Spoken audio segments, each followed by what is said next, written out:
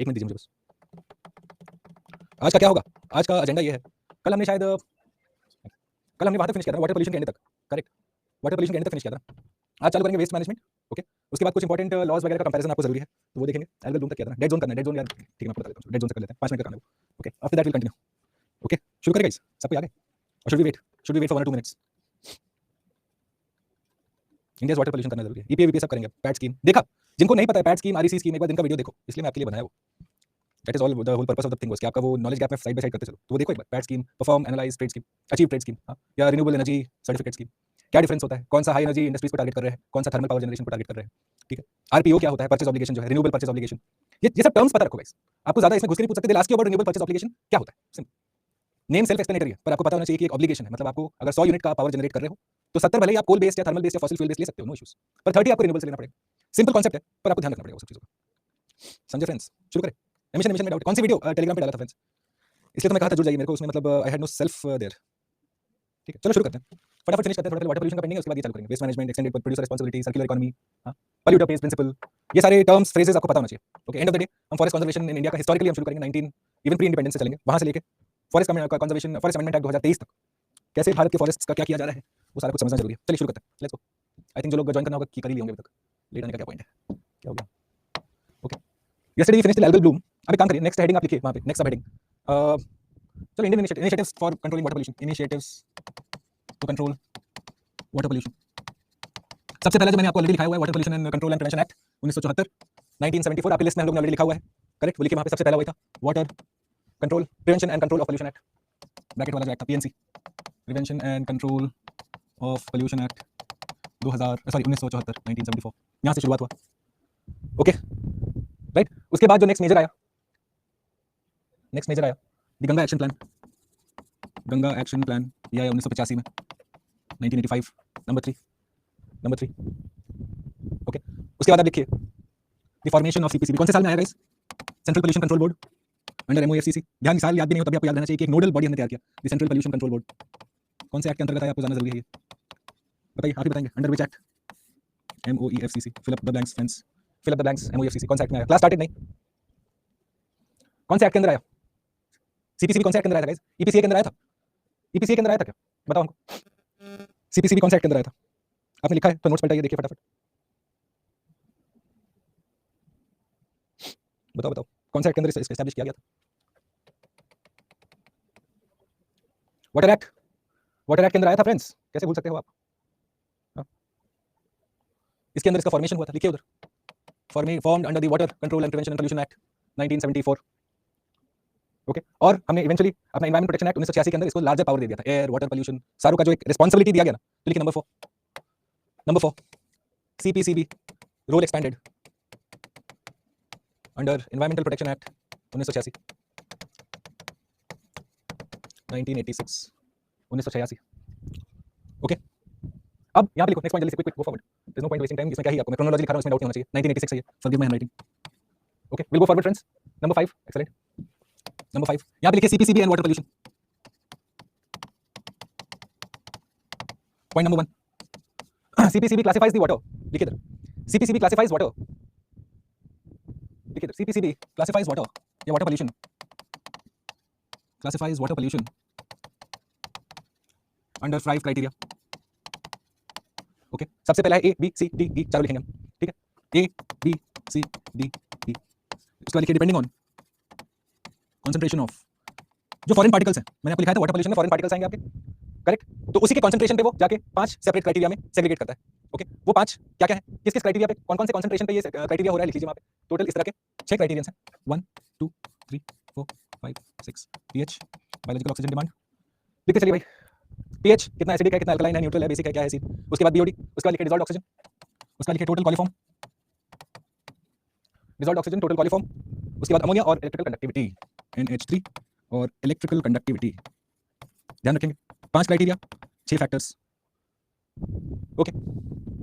और उसके बाद आप देखोगे कि सीपीसीबी वाटर बॉडीज का क्लासिफिकेशन करता है बेस्ड ऑन दिस ना, ये इनका एक साइंटिफिक थ्योरी है कि हम जाके ऑन दिस बेसिस, लिखिए on this basis water bodies are classified, भाई कौन कितना साफ कितना गंदा किस पानी में क्या है नहीं है आपको पता होना चाहिए, on this basis water bodies are classified, okay. अभी आपको अगर जानना है कि ए क्या है, बी क्या है, सी क्या है, डी क्या है, ई क्या है, तो सीपीसीबी की वेबसाइट पे जाके you can figure it out. पर एग्जाम के पॉइंट ऑफ व्यू से रिक्वायर्ड नहीं है आपको। What you are actually supposed to know is कि किस-किस का कंसंट्रेशन के अमाउंट के ऊपर सीपीसीबी अपना वाटर पोल्यूशन का क्लासिफिकेशन कर रहा है। तो ये 6 तो आपको जानना जरूरी है। ओके, साथ ही साथ आप देखोगे सीपीसीबी की वेबसाइट पे वो बेस्ट प्रैक्टिसेस भी दिया हुआ है कि क्या-क्या करना जरूरी है आपको ताकि आप वाटर पोल्यूशन ना करो। Okay, for example they will say कि आप एग्रीकल्चरल रन ऑफ रोकने के लिए एक बंड बनाइए, ठीक है? या फिर you go ahead and treat water before going ahead and releasing it as an effluent. कल हमने देखा इफ्लुएंट और एफ्लुएंट का डिफरेंस, ठीक है? तो उनके रिकमेंडेशंस बहुत सारे हैं। Most of them are quite simple to understand, ठीक है? लेट्स लिखिए उधर, मैं आपको लिखाते जाता हूं कुछ-कुछ पॉइंट्स। पॉइंट नंबर 6 छठा पॉइंट लिखो उधर। ये लिखा? फटाफट लिखो गाइस। बीओडी का फुल फॉर्म, अरे कल का क्लास में किया ना, बायोलॉजिकल ऑक्सीजन डिमांड। कल का क्लास देखिए, शायद आप मिस कर रहे होंगे। Biological oxygen demand, correct? Organic चीजों के लिए रिमेंबर, ये डिसॉल्व्ड ऑक्सीजन कल हमने देखा कि बीओडी और सीओडी से क्या होता है, हमारा डिसॉल्व्ड ऑक्सीजन का लेवल वेरी करता है, जिससे कि अपना बायोडायवर्सिटी वेरी करेगा। साइंस एनवायरनमेंट, थोड़ा सा केमिस्ट्री के साथ एनवायरनमेंट, करेक्ट? कॉलीफॉर्म क्या होता है फ्रेंड्स? बताओ कॉलीफॉर्म क्या होता है? वो जो गैस सुन के अपन बेहोश हो जाते हैं वो वाला पूछा है इधर। What is coliform? देखिए कॉलीफॉर्म क्या है? बैक्टीरिया है, वायरस है, एल्गे है, फंगाई है, क्या है coliform? Coliform is a bacteria. तो इसका कंसंट्रेशन भी ढूंढा जाता है, अमोनिया का देखा जाता है। पीएच आपको पता होगा भाई, बेसिक है, अल्कलाइन है, क्या बेसिक है या एसिडिक है या न्यूट्रल है, क्या है भाई? पानी पता होना चाहिए ना, करेक्ट? नेक्स्ट लिखिए नंबर 6 गाइस। अगर ये सब बेसिक डाउट्स हो रहे हैं कि बीओडी क्या है, तो एक बार फंडामेंटल्स देखिए, क्योंकि हम कोई भी आपको नया टर्म विदाउट समझाए इंट्रोड्यूस तो नहीं करेंगे। Okay, getting it? अच्छा, अभी चेन्नई में रिसेंटली ऑयल स्पिल हुआ, तो लिखिए इधर ऑयल स्पिल्स, इसको कैसे आप कॉम्बैट करोगे? How will you go ahead and treat your oil spills? Oil spill मतलब क्या हुआ, जिनको समझ में नहीं आ रहा है? पानी है ये, ठीक है? आपका बोट जा रहा था, तेल का टैंकर या तेल का फैक्ट्री, और उसके बाद सम दुर्घटना के कारण आपका तेल अब पानी के ऊपर ऐसा तैर रहा है। अब पानी के साथ डिसॉल्व क्यों नहीं कर रहा है, वो हो गया सवाल केमिस्ट्री का, ठीक है? वो जाके देखिए कि क्यों पानी और ऑयल साथ में अच्छे से मिक्स नहीं करते, क्यों लेयरिंग हो जाता है। पर इवेंचुअली इतना तो समझ पाओगे कि because of the oil spill हमारा जो लेक है उसका जो फोटिक जोन है, फोटिक जोन मतलब जहां पे कि सनलाइट आ सकता है, वहां पे अगर ऊपर में आपका ऑयल का एक परत बैठ गया है, हाँ, तो मामला थोड़ा खराब हो जाएगा आपके लिए, करेक्ट? तो क्या करोगे आप? चम्मच लेके ऐसा ऑयल लेना शुरू करोगे? नहीं, कुछ अच्छा एफिशिएंट तरीका ढूंढना पड़ेगा, जिसके ऊपर यूपीएससी ने पिछले साल, नॉट पिछले साल, सम टाइम अगो एक क्वेश्चन पूछ डाला था, ऑयल ज़ैपर क्या होता है? देख लो क्वेश्चंस कहां से बनते हैं फ्रेंड्स। लिखिए उधर ऑयल स्पिल्स के लिए, oil spills can be cleaned through bio remediation measures. Bio remediation measures can help address oil spills. अब बायो रेमेडिएशन क्या होता है ये समझ लो। बायो रेमेडिएशन क्या होता है समझिए थोड़ा सा। Okay, first understand bioremediation is essentially to go ahead and use whatever the biodiversity has to treat the problem. ऐसे समझो पहले तो, ठीक है? जो भी आपका बायोडायवर्सिटी के पार्ट है ना, उन्हीं को हम लेके प्रॉब्लम को एड्रेस करेंगे। ओके, तो लिखिए उधर in simple words, using living organisms, using living organisms. लिखो लिखो, बायोडायवर्सिटी को यूज कर रहे हो मतलब आप कुछ अलग से नहीं कर रहे हो, जो नेचुरली एड्रेस करने के लिए, इसलिए तो बायो शब्द है ना, बायो शब्द मतलब लिविंग होगा, ठीक है? तो you are using living organisms to address problems of contamination, to solve issues of pollution और contamination. This is bio remediation. Remedy class, remedial class मतलब क्या है? प्रॉब्लम को सॉल्व करो। मैथ्स बेटा का वीक, रेमेडियल क्लास में भेजो उसको, करेक्ट? तो इसमें पिछले time you found that something called ब्रेगोली वाज बीइंग यूज्ड। ब्रेगोली ये है बायो रेमेडिएशन, लिखो उधर ब्रेगोली वाज बीइंग यूज्ड, ठीक है? ओके, और you will find oil zapper, same oil zapper. ये क्या है? What is oil zapper friends, हमको बताइए। ये ऑयल ईटिंग बैक्टीरिया है क्या? What is oil zapper? Oil eating bacteria है ये बैक्टीरिया जाके ऑयल को खाता है, समझ लो, उसको पसंद है। तो आप क्या करोगे, जैसे मैंने बताया आपको कि अगर आपका ये पर्टिकुलर लेक है, हाँ, और पानी के ऊपर आपका ऐसा तेल का एक परत बैठ गया है, आप जाके इस ऑयल ज़ैपर बैक्टीरिया को इंट्रोड्यूस कर दोगे आप। ये जाके सारा ऑयल को खा जाएगा। आपने क्या किया? अलग से कुछ नहीं किया, आपने बस बैक्टीरिया इंट्रोड्यूस किया। You see how you are using nature to solve what the problems we have created. This वाली इधर ऐसा एक और है सैंपल, उसको कहते हैं oily vores, OIL, oily vores लिखते हैं इसको, ठीक है? ऑयली वोरस, ये भी बायो रेमेडिएशन का है। ये दोनों क्रिएट किए हैं टेरी ने, द एनर्जी रिसर्च इंस्टीट्यूट, नई दिल्ली में स्थित है, नॉन गवर्नमेंटल बॉडी। काफी सारे एक्स सिविल सर्विस एस्पिरेंट्स जब अटेम्प्ट खत्म हो जाता है तो टेरी, WWF, मैं भी था उनमें, I went and served in those organisations. Aliens front का इसके पास में एक ऑफिस है, used in IUCL, very good, ठीक है? तो this is bio remediation friends, okay, got it? बताओ अगर आपको पीएच एडजस्ट करना हो किसी लेक का, थोड़ा ट्रिविया खेलते हैं, बताओ फ्रेंड्स, थोड़ा ज्योग्राफी। अगर आपको पीएच ठीक करना हो तो क्या ऐड करोगे? What should be added? मान लो आपका लेक ज्यादा एसिडिक है या ज्यादा अल्कलाइन है, बेसिक है, आप क्या ऐड करोगे कि उसका पीएच ठीक हो जाए? वेरी नाइस विजय, बहुत बढ़िया। वाटर नहीं, नॉट विजय ने बहुत अच्छा आंसर दिया, वेरी गुड। चूना, सही, लिखो लिख डालो उधर। To change pH add lime. पानी से थोड़ी ना होगा कुछ चेंज, एसिडिक बेसिक, वो आप सोचो कितना पानी डालना पड़ेगा आपको। हाँ भाई, वॉल्यूम अगर देखोगे एक लेक में, अगर आपको एसिडिक से बेसिक बदलना है, कहां से उतना पानी लाओगे? डीएम साहब तो पागल हो जाएंगे, करेक्ट? Right, okay. और क्या बचा इसमें?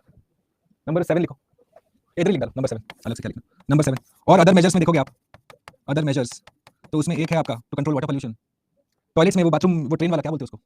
बायो टॉयलेट, बायो टॉयलेट कहते हैं उसको। ट्रेन वाला टॉयलेट को क्या कहते हैं? Bio toilet. जो इंडियन रेलवे ने शायद डिजाइन किया था डीआरडीओ के साथ। हाँ, हमारा डीआरडीओ देखो, इंडियन रेलवेज प्लस डीआरडीओ, ठीक है? क्या है टॉयलेट का फंक्शनिंग का रूल्स इंडियन रेलवेज में? अगर स्टेशन पे खड़ा होगा तो टॉयलेट का वो बंद रहेगा, plus at the same time all waste that is collected is eventually processed, none of it is to be released on the tracks.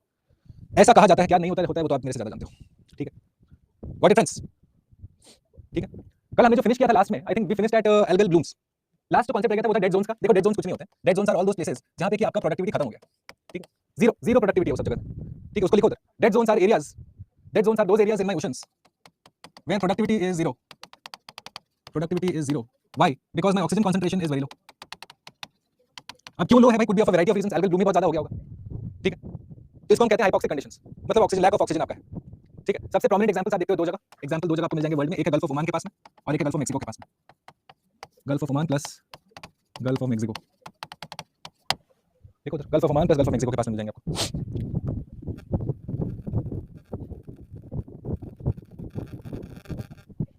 Guys वो कौन सा जगह है जहां पे कि कौन से ओशन में वो एक पूरा वेस्ट का वो बना हुआ है वर्लपूल, पैसिफिक या अटलांटिक में, गार्बेज, नाम ही भूल गया उस जगह का, गार्बेज ओशन पैच, लिखिए उधर नंबर 2, नंबर नेक्स्ट जो भी 8, नेक्स्ट लिखिए the great Pacific garbage patch, the great Pacific garbage patch, ठीक है। ये आपका पाया जाता है नॉर्थ पैसिफिक ओशन में, करेक्ट, नॉर्थ पैसिफिक में, फॉर्म ड्यू टू अ गायर। गायर क्या होता है आपको पता होगा अच्छे से, गायर के चलते ही ऑब्जर्व किया जाता है, गायर या जायर जैसा समझो, ओके। गॉट इट, आगे बढ़े क्या? वेस्ट का बात कर दिया तो चलो। Too much voice from mic, sound कम कर लो।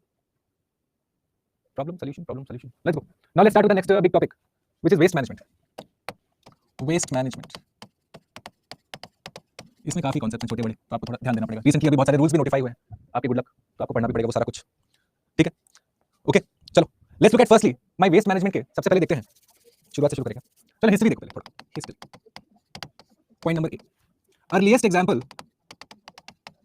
Of waste management globally. अब ये किताब नहीं बताएगा आपको, तो अगर आप सोच रहे हो कि नहीं लिखूंगा मैं तो पढ़ लूंगा फलानी किताब से, बहुत अच्छी बात है, माय बेस्ट विशेस। लिख लो earliest example of waste management globally came from China, लिखिए earliest example of waste management globally came from China, where recycling and composting were advised, where recycling and composting were advised।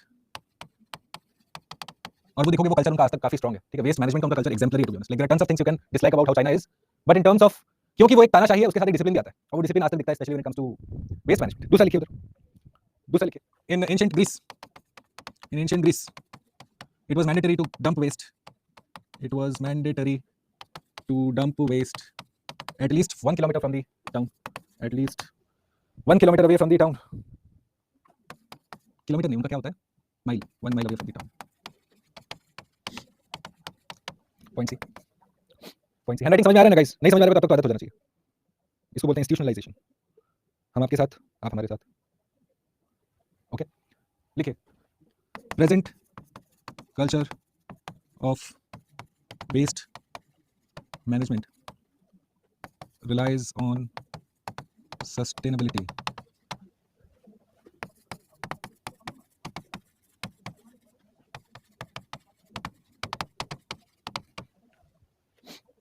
लिखो पहले history. अगर मान लो अच्छा सा सवाल पूछा गया वेस्ट मैनेजमेंट पे, तो ओपनिंग तो आपको ये लिखना पड़ेगा, इंट्रोडक्शन, थोड़ी ना वहाँ पे डेफिनेशन लिखोगे अभी, और सारे कोई डेफिनेशन लिखोगे तो आईएएस कौन बनेगा? लिख दो सर। आप क्वेश्चन क्यों नहीं देखते? क्योंकि क्वेश्चन देखने के नहीं आपका अभी डिले हो गया, क्वेश्चन के लिए टाइम आएगा, जरूर आएगा, पहले सिलेबस पे ध्यान दीजिए। जानते हो अगर क्वेश्चन ऐसे आ रहे कि बीओडी क्या है, सीओडी क्या है, तो वो एक्सप्लेन करने के लिए मतलब repeating my concepts, can do that. चलो आगे बढ़ते हैं, let's go forward. Present status, history तो हो गई फिलहाल। इसको अगर लिखना चाहो तो ऐसे लिख लो चैलेंजेस, ये दोनों एक ही सब टॉपिक के अंदर आएंगे। चैलेंजेस नंबर 1, सबसे बड़ा प्रॉब्लम क्या है वेस्ट का, कूड़ा कचरा का? सबसे भारी प्रॉब्लम क्या है इंडिया में, बताइए? What is the biggest problem? Rapid, unplanned, non scientific, देखो कैसे धज्जियां उड़ाया जाता है किसी चीज का, अर्बनाइजेशन। नंबर 2, आपने देखा होगा, आप कभी चंडीगढ़ जाओ, ठीक, प्लान सिटी, कभी गैंगटॉक जाओ, plan city, go to plan cities, Ranchi जाओ, प्लान सिटी, कैंटोनमेंट एरियाज जाओ, प्लान, यू विल फाइंड कि वहां पे गार्बेज वेस्ट डिस्पोजल का माहौल ही अलग है।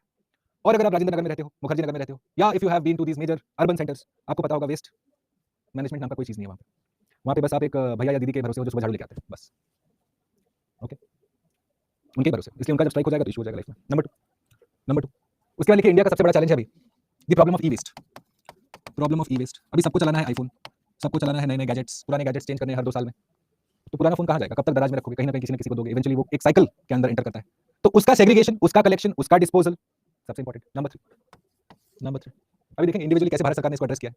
नंबर 3 लिखिए the problem of capacity, problem of capacity development,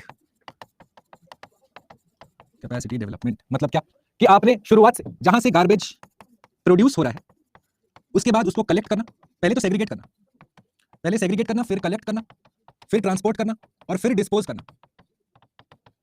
ये जो लाइफ टाइम है ना गार्बेज का, हाँ, ये जो लाइफ टाइम, इसको बोलते हैं life cycle of garbage management, कि आप सोर्स से लेके डिस्पोजल तक का जो एक जर्नी रहता है एक गार्बेज का, इस पर्टिकुलर प्रोसेस को कितना एफिशिएंटली कर सकते हो।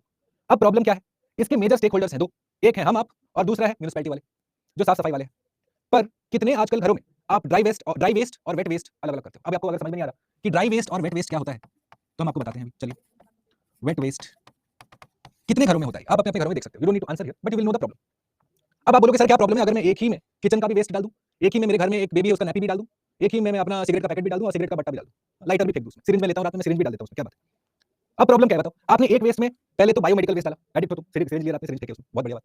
सुबह उसके बाद तुमने भैया अपना सिगरेट पिया, सिगरेट का टूटा भी उसमें फेंका, फिर बेबी का नैपी, खाना बना, आलू कचरा ये वो सब, पनीर नहीं खाया तुमने, उसमें फेंका। अब तुमने जो एक सूप बनाया इधर, वो म्युनिसिपल वाला क्या करेगा उसका, तुमने उसका आसान तो नहीं किया लाइफ, क्योंकि आप जानते हो कि हर तरह का वेस्ट को एक पर्टिकुलर लाइफ साइकिल के अंतर्गत एक पर्टिकुलर ट्रीटमेंट देना होता है। ऐसा नहीं होता कि सिरिंज का जो लाइफ साइकिल है वो the same as a milk carton हो ही नहीं सकता, करेक्ट, दोनों का डिस्पोजल अलग अलग है, पर आपने तो सेग्रीगेट नहीं किया, आप तो लेजी, करेक्ट। तो देखो प्रॉब्लम्स कैसे शुरुआत होती है, from the consumer side, firstly no apathy, फर्क नहीं पड़ता मुझे, ठीक है, मेरा हेडेक नहीं है वो, तो तुम्हारा हेडेक नहीं है तो इवेंचुअली हमारा हेडेक बनेगा वो, समझ लो। लिखो प्रॉब्लम ऑफ कैपेसिटी डेवलपमेंट में मतलब प्रॉब्लम कहां का है, फर्स्ट इंफ्रास्ट्रक्चर, दूसरा अवेयरनेस, तीसरा ट्रेनिंग, चौथा बिहेवियरल।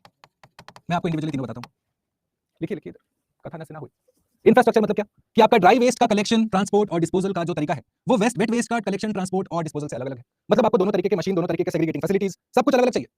पर हमारे अर्बन लोकल बॉडीज जिनको म्युनिसिपैलिटी वगैरह नाम से जानते हैं वो है under funded, overworked and under funded, ठीक है। उसको अभी वो स्ट्रीट लाइट बनाने का पैसा नहीं, वो तुम्हारा कहां से वेस्ट मैनेजमेंट करेगा, ठीक से। तो this is the problem first, capacity building नहीं हो रही है एट द ग्राउंड लेवल, आप अवेयरनेस नहीं दे रहे हो, ट्रेनिंग नहीं दे रहे हो, क्योंकि एक बंदा ही करेगा ना ये अलग अलग, people will be involved, no, so you need to train them, you need to give them the best practices, global best practices। आपने देखा होगा अगर कोई मूवीज वगैरह देखे होंगे वेस्ट में, हाँ, जो गार्बेज कलेक्शन का एक सीक्वेंस है कितने डिसिप्लिन से चलता है, पूरा वेस्ट में नहीं ऑब्वियसली, ठीक है, आप देखोगे वो थोड़ा सा हुआ भी उनका, but then they do have the global best practices. हमारे यहाँ वो अभी तक हम फॉलो नहीं कर पाए, why what are the reasons, we should identify them first, okay. ये नंबर 3 लिखिए, उसके आगे बढ़ते हैं, लिखिए उधर नंबर 3 लिखिए, उसके आगे बढ़ते हैं। सर्दी हो गई भाई, लिखा क्या friends, Japan, Japan also is very good, correct. अब लिखो the number present status challenge, देखा सॉल्यूशंस बाद में लिखते हैं, पहले लिखिए इधर the initiatives for waste management in India, initiatives for waste management in India, waste management in India. उसके अंदर सबसे पहला इनिशिएटिव है the waste management rules, the waste management rules, okay, notified in the year 2016, ठीक है, the solid waste management rules 2016, okay. अब देखो कैसे इस प्रॉब्लम को एड्रेस करने की कोशिश की गई, कोशिश is not bad at all. Number 1, सबसे पहले फोकस ऑन सेग्रीगेशन, ठीक है, आपने देखा होगा एटलीस्ट गुड़गांव, दिल्ली, नोएडा में, I can tell you I lived in all the 3 places, कि वो जो गार्बेज कलेक्शन के लिए आते हैं अगर आपने सेग्रीगेट नहीं किया है वो नहीं ले जाएंगे, they will straight away outrightly refuse you. So what happens, incentivisation उनकी तरफ से, हम कलेक्ट तभी करेंगे जब आप सेग्रीगेट करोगे, तो लिखिए फोकस ऑन सेग्रीगेशन, ओके। उसके बाद लिखिए point B, focus on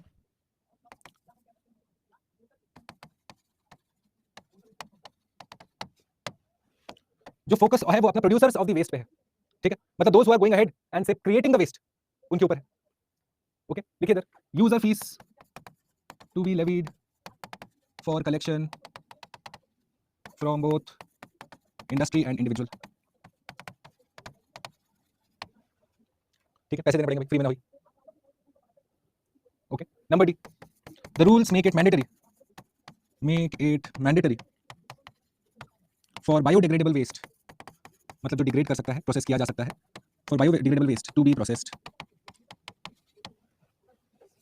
okay. इसको प्रोसेसिंग के बाद ही आप डिस्पोज कर सकते हो, ओके। लिखिए इधर D, focus on waste, focus on waste to wealth, सुना होगा आपने ऐसा, लिखिए focus on waste to wealth, waste to wealth through composting, energy generation and introduction of circular economy and circular economy, लिखा,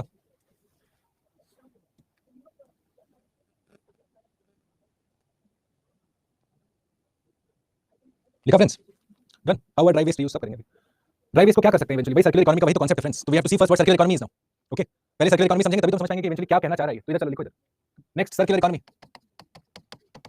circular economy number 1, circular economy मतलब क्या हुआ, एक प्रोडक्ट है, ठीक है, आपने यूज कर लिया, प्रोडक्ट बन गया वो वेस्ट, पर इस स्टेज पे आके क्या हम कुछ ऐसा उसको और वैल्यू एडिशन या कुछ ऐसा इसका प्रॉपर्टी हम यूज कर सकते हैं ताकि हम उसको फिर से रीयूज या रिसाइकल कर सकें। दैट इज इट, कि आप किसी तरीके से उस वेस्ट को फिर से रीयूज या रिसाइकल की तरफ ले जाओ, ताकि इससे चेंज क्या होगा गाइस, हर बार एक नया प्रोडक्ट के लिए आपको रॉ मटेरियल नहीं खर्च करना पड़ेगा, साथ ही आपका वेस्ट जो है वो कम होगा। तो सर्कुलर इकोनॉमी का कॉन्सेप्ट ही यही है कि any product that can be further reused और रिसाइकल्ड, कुछ वैल्यू एडिशन करके, कुछ चेंजेस करके, कुछ मॉडिफाई करके, कुछ ऑल्टर करके, तो उस पर्टिकुलर प्रोसेस को हम कहेंगे सर्कुलर इकोनॉमी। तो इसका डेफिनेशन पहले लिखते हैं, लिखो इधर, लिखिए circular economy point number 1, I just dictate, थोड़ा सा लिखेंगे आप please. Circular economy is one where products are designed, मैं कीवर्ड्स लिख रहा हूं बस, आप फुल सेंटेंस लिखो, where products are designed in a manner, circular economy is one where products are designed in a manner which increases their recycle, reuse and durability. तीन चीज बढ़ेंगे इससे, रिसाइकल, रीयूज या ड्यूरेबल, कितना लंबा चल सकता है, ड्यूरेबिलिटी, ये हमें इंक्रीज करना है, ठीक है, ओके। इसमें हम जानते हैं सर्कुलर इकोनॉमी के 6 आवर्स होते हैं, ये बहुत उत्तम क्वेश्चन है बाय द वे मेंस के लिए कि what are the 6 hours of circular economy. दो तो आपके सामने मैंने लिख दिया, रिसाइकल, रीयूज, ठीक है। तो शुरुआत से लिखो, पहले है रिड्यूस, खर्चा, प्रोडक्ट कम यूज करो, जितना यूज करते हो उसको रीयूज करने की कोशिश करो, नया ये कंज्यूमरिस्टिक कल्चर में ना पड़ो, ठीक है। अगर यूज करते हो तो रिसाइकल करो, okay. If you are using you recycle, if not possible to recycle you refurbish it, refurbish, 1 2 3 4 refurbish, ठीक है। और अगर नहीं हो सकता तो रिकवर और रिपेयर करो, रिकवर एंड रिपेयर। पर इवेंचुअल गोल क्या है कि नया प्रोडक्ट मत खरीदो, सस्टेनेबिलिटी की तरफ जाना है तो ये 6 आवर्स इंपॉर्टेंट है, ये 6 आवर्स ऑफ सस्टेनेबिलिटी भी कह सकते हो आप। सस्टेनेबिलिटी का भी कांसेप्ट में अगर 6 आवर्स पूछा जाएगा ना आपसे तो यही 6 के बारे में बात करना है आपको। You are going towards sustainability with each of them. अब आप हमको बताओ भारत के लिए सर्कुलर इकोनॉमी क्यों रेलेवेंट है, let's address that number friends. Why is circular economy relevant for India, और इसके क्या चैलेंजेस है वो भी हम समझेंगे। फॉर एग्जांपल ऐसा समझो कि किसी भी मिडिल क्लास की किसी भी फैमिली में नया गाड़ी लेना, नया गाड़ी लेना is like a family landmark, correct. At least मेरे फैमिली में तो है कि नया गाड़ी मतलब ओ माय गॉड कुछ अच्छा हो रहा है, लाइफ में बड़ा इंप्रूवमेंट हो रहा है। पर अभी मैं अपने पापा को जाके बोलता कि अच्छा पापा सुनो, सेकंड हैंड गाड़ी लेते हैं क्योंकि मैं 6 आवर्स में बिलीव करता हूं, वो थोड़ा खुश नहीं होंगे, थोड़ा सा डिसअपॉइंटेड जरूर होंगे मेरे में कि हाँ क्या कर रहे हो बात, तो करेक्ट। तो इसका अर्थ क्या है कि सस्टेनेबिलिटी की तरफ जाना, बात करना बड़ा अच्छा बात है, पर जब खुद पे आएगी ना तो थोड़ा सा बिहेवियरल चेंज लाना भी जरूरी है, which is the biggest challenge before circular economy, कि हमारे इंडियन केस में सर्टेन प्रोडक्ट्स जो है वो स्टेटस के साथ एसोसिएट होते हैं और वो सारे high intensive high polluting industries से आते हैं अनफॉर्चुनेटली, करेक्ट। तो इसलिए लिखिए why circular economy important for India. अब आप हमको बताते जाओ बुलेट पॉइंट्स, क्या लिखोगे आप इसके आंसर में, बताओ तो फ्रेंड्स, थोड़ा मैं आखिर से एक्सपेक्ट करता हूं answer. What is the need,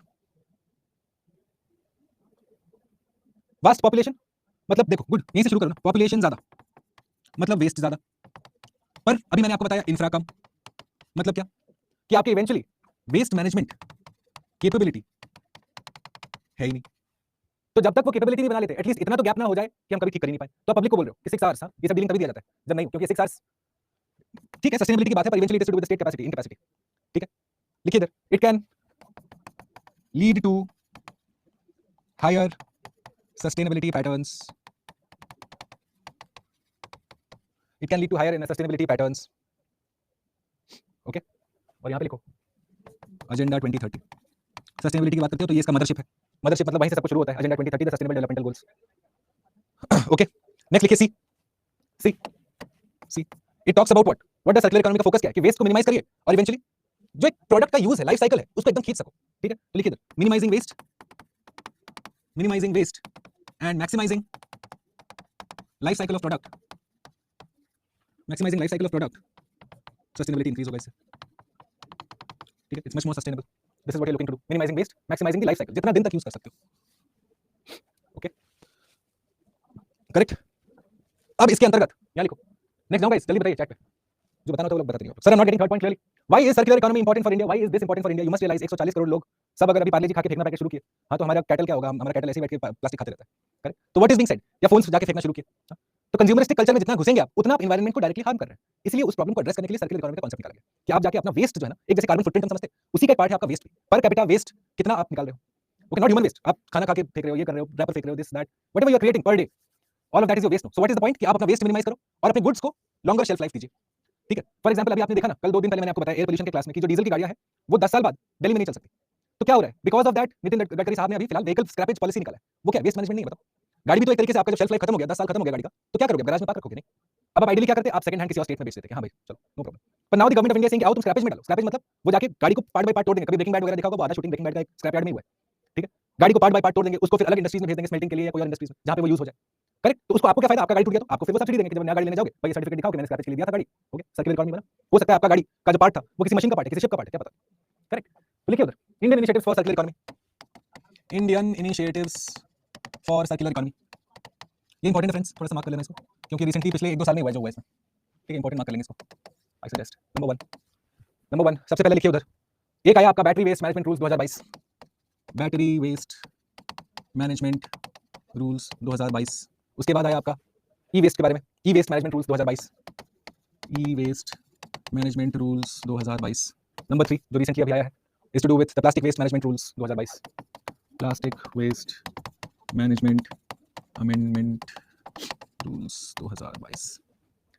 okay, तीनों को हमको समझना पड़ेगा थोड़ा डिटेल में। ओके, और उसके बाद लिखिए number 4, introduction of extended producer responsibility EPR, इसको मार्क करो, इंपॉर्टेंट।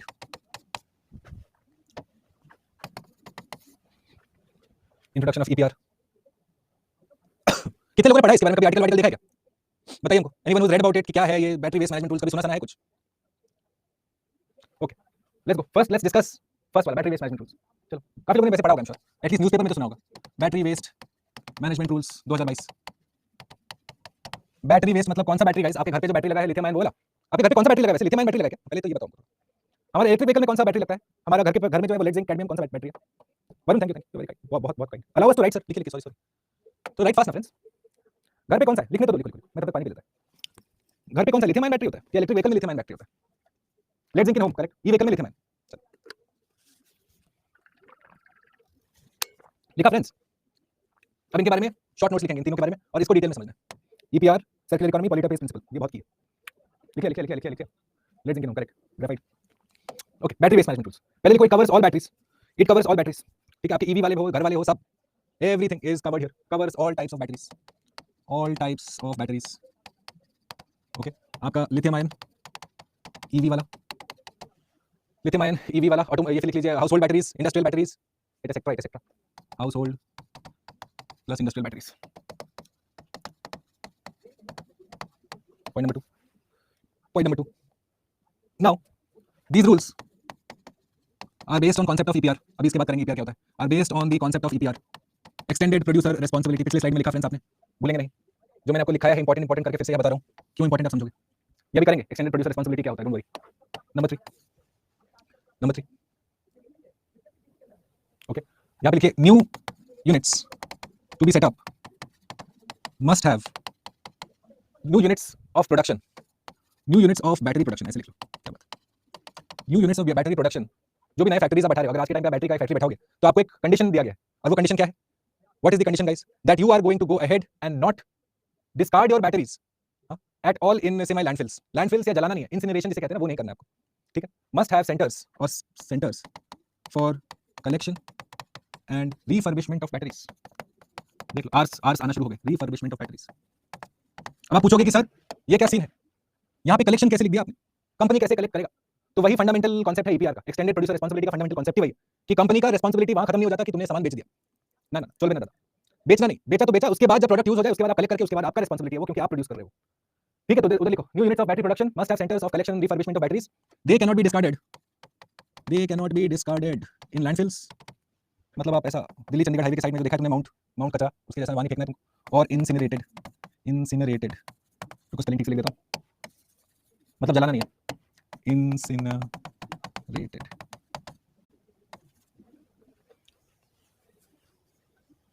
Okay,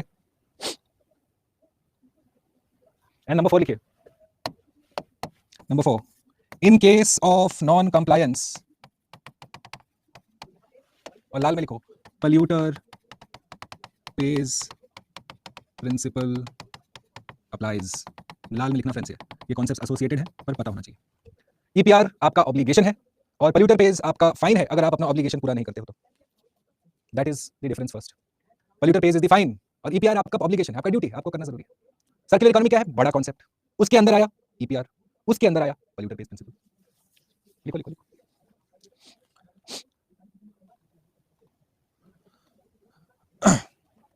done. ईपीआर क्या है अभी बताएंगे, अभी वही तो बताएंगे। अब लिखिए यहाँ पे ईपीआर, ले लिखिएगा गाइस, आखिरी 10 सेकंड, 10 9 8 7 6 5 4 3 2 1 0। लिखो फटाफट, एएसएपी। उसके बाद लिखते हैं extended producer responsibility, extended producer responsibility. Important है आपका मेंस के लिए, प्रीलिम्स के लिए, इंटरव्यू के लिए, तीनों में एक जगह। अगर आप तीनों लिख रहे हो ना, अगले 2 साल तीनों अपियर कर रहे हो, एक जगह तो पक्का आपको फंसेगा ये, ठीक है।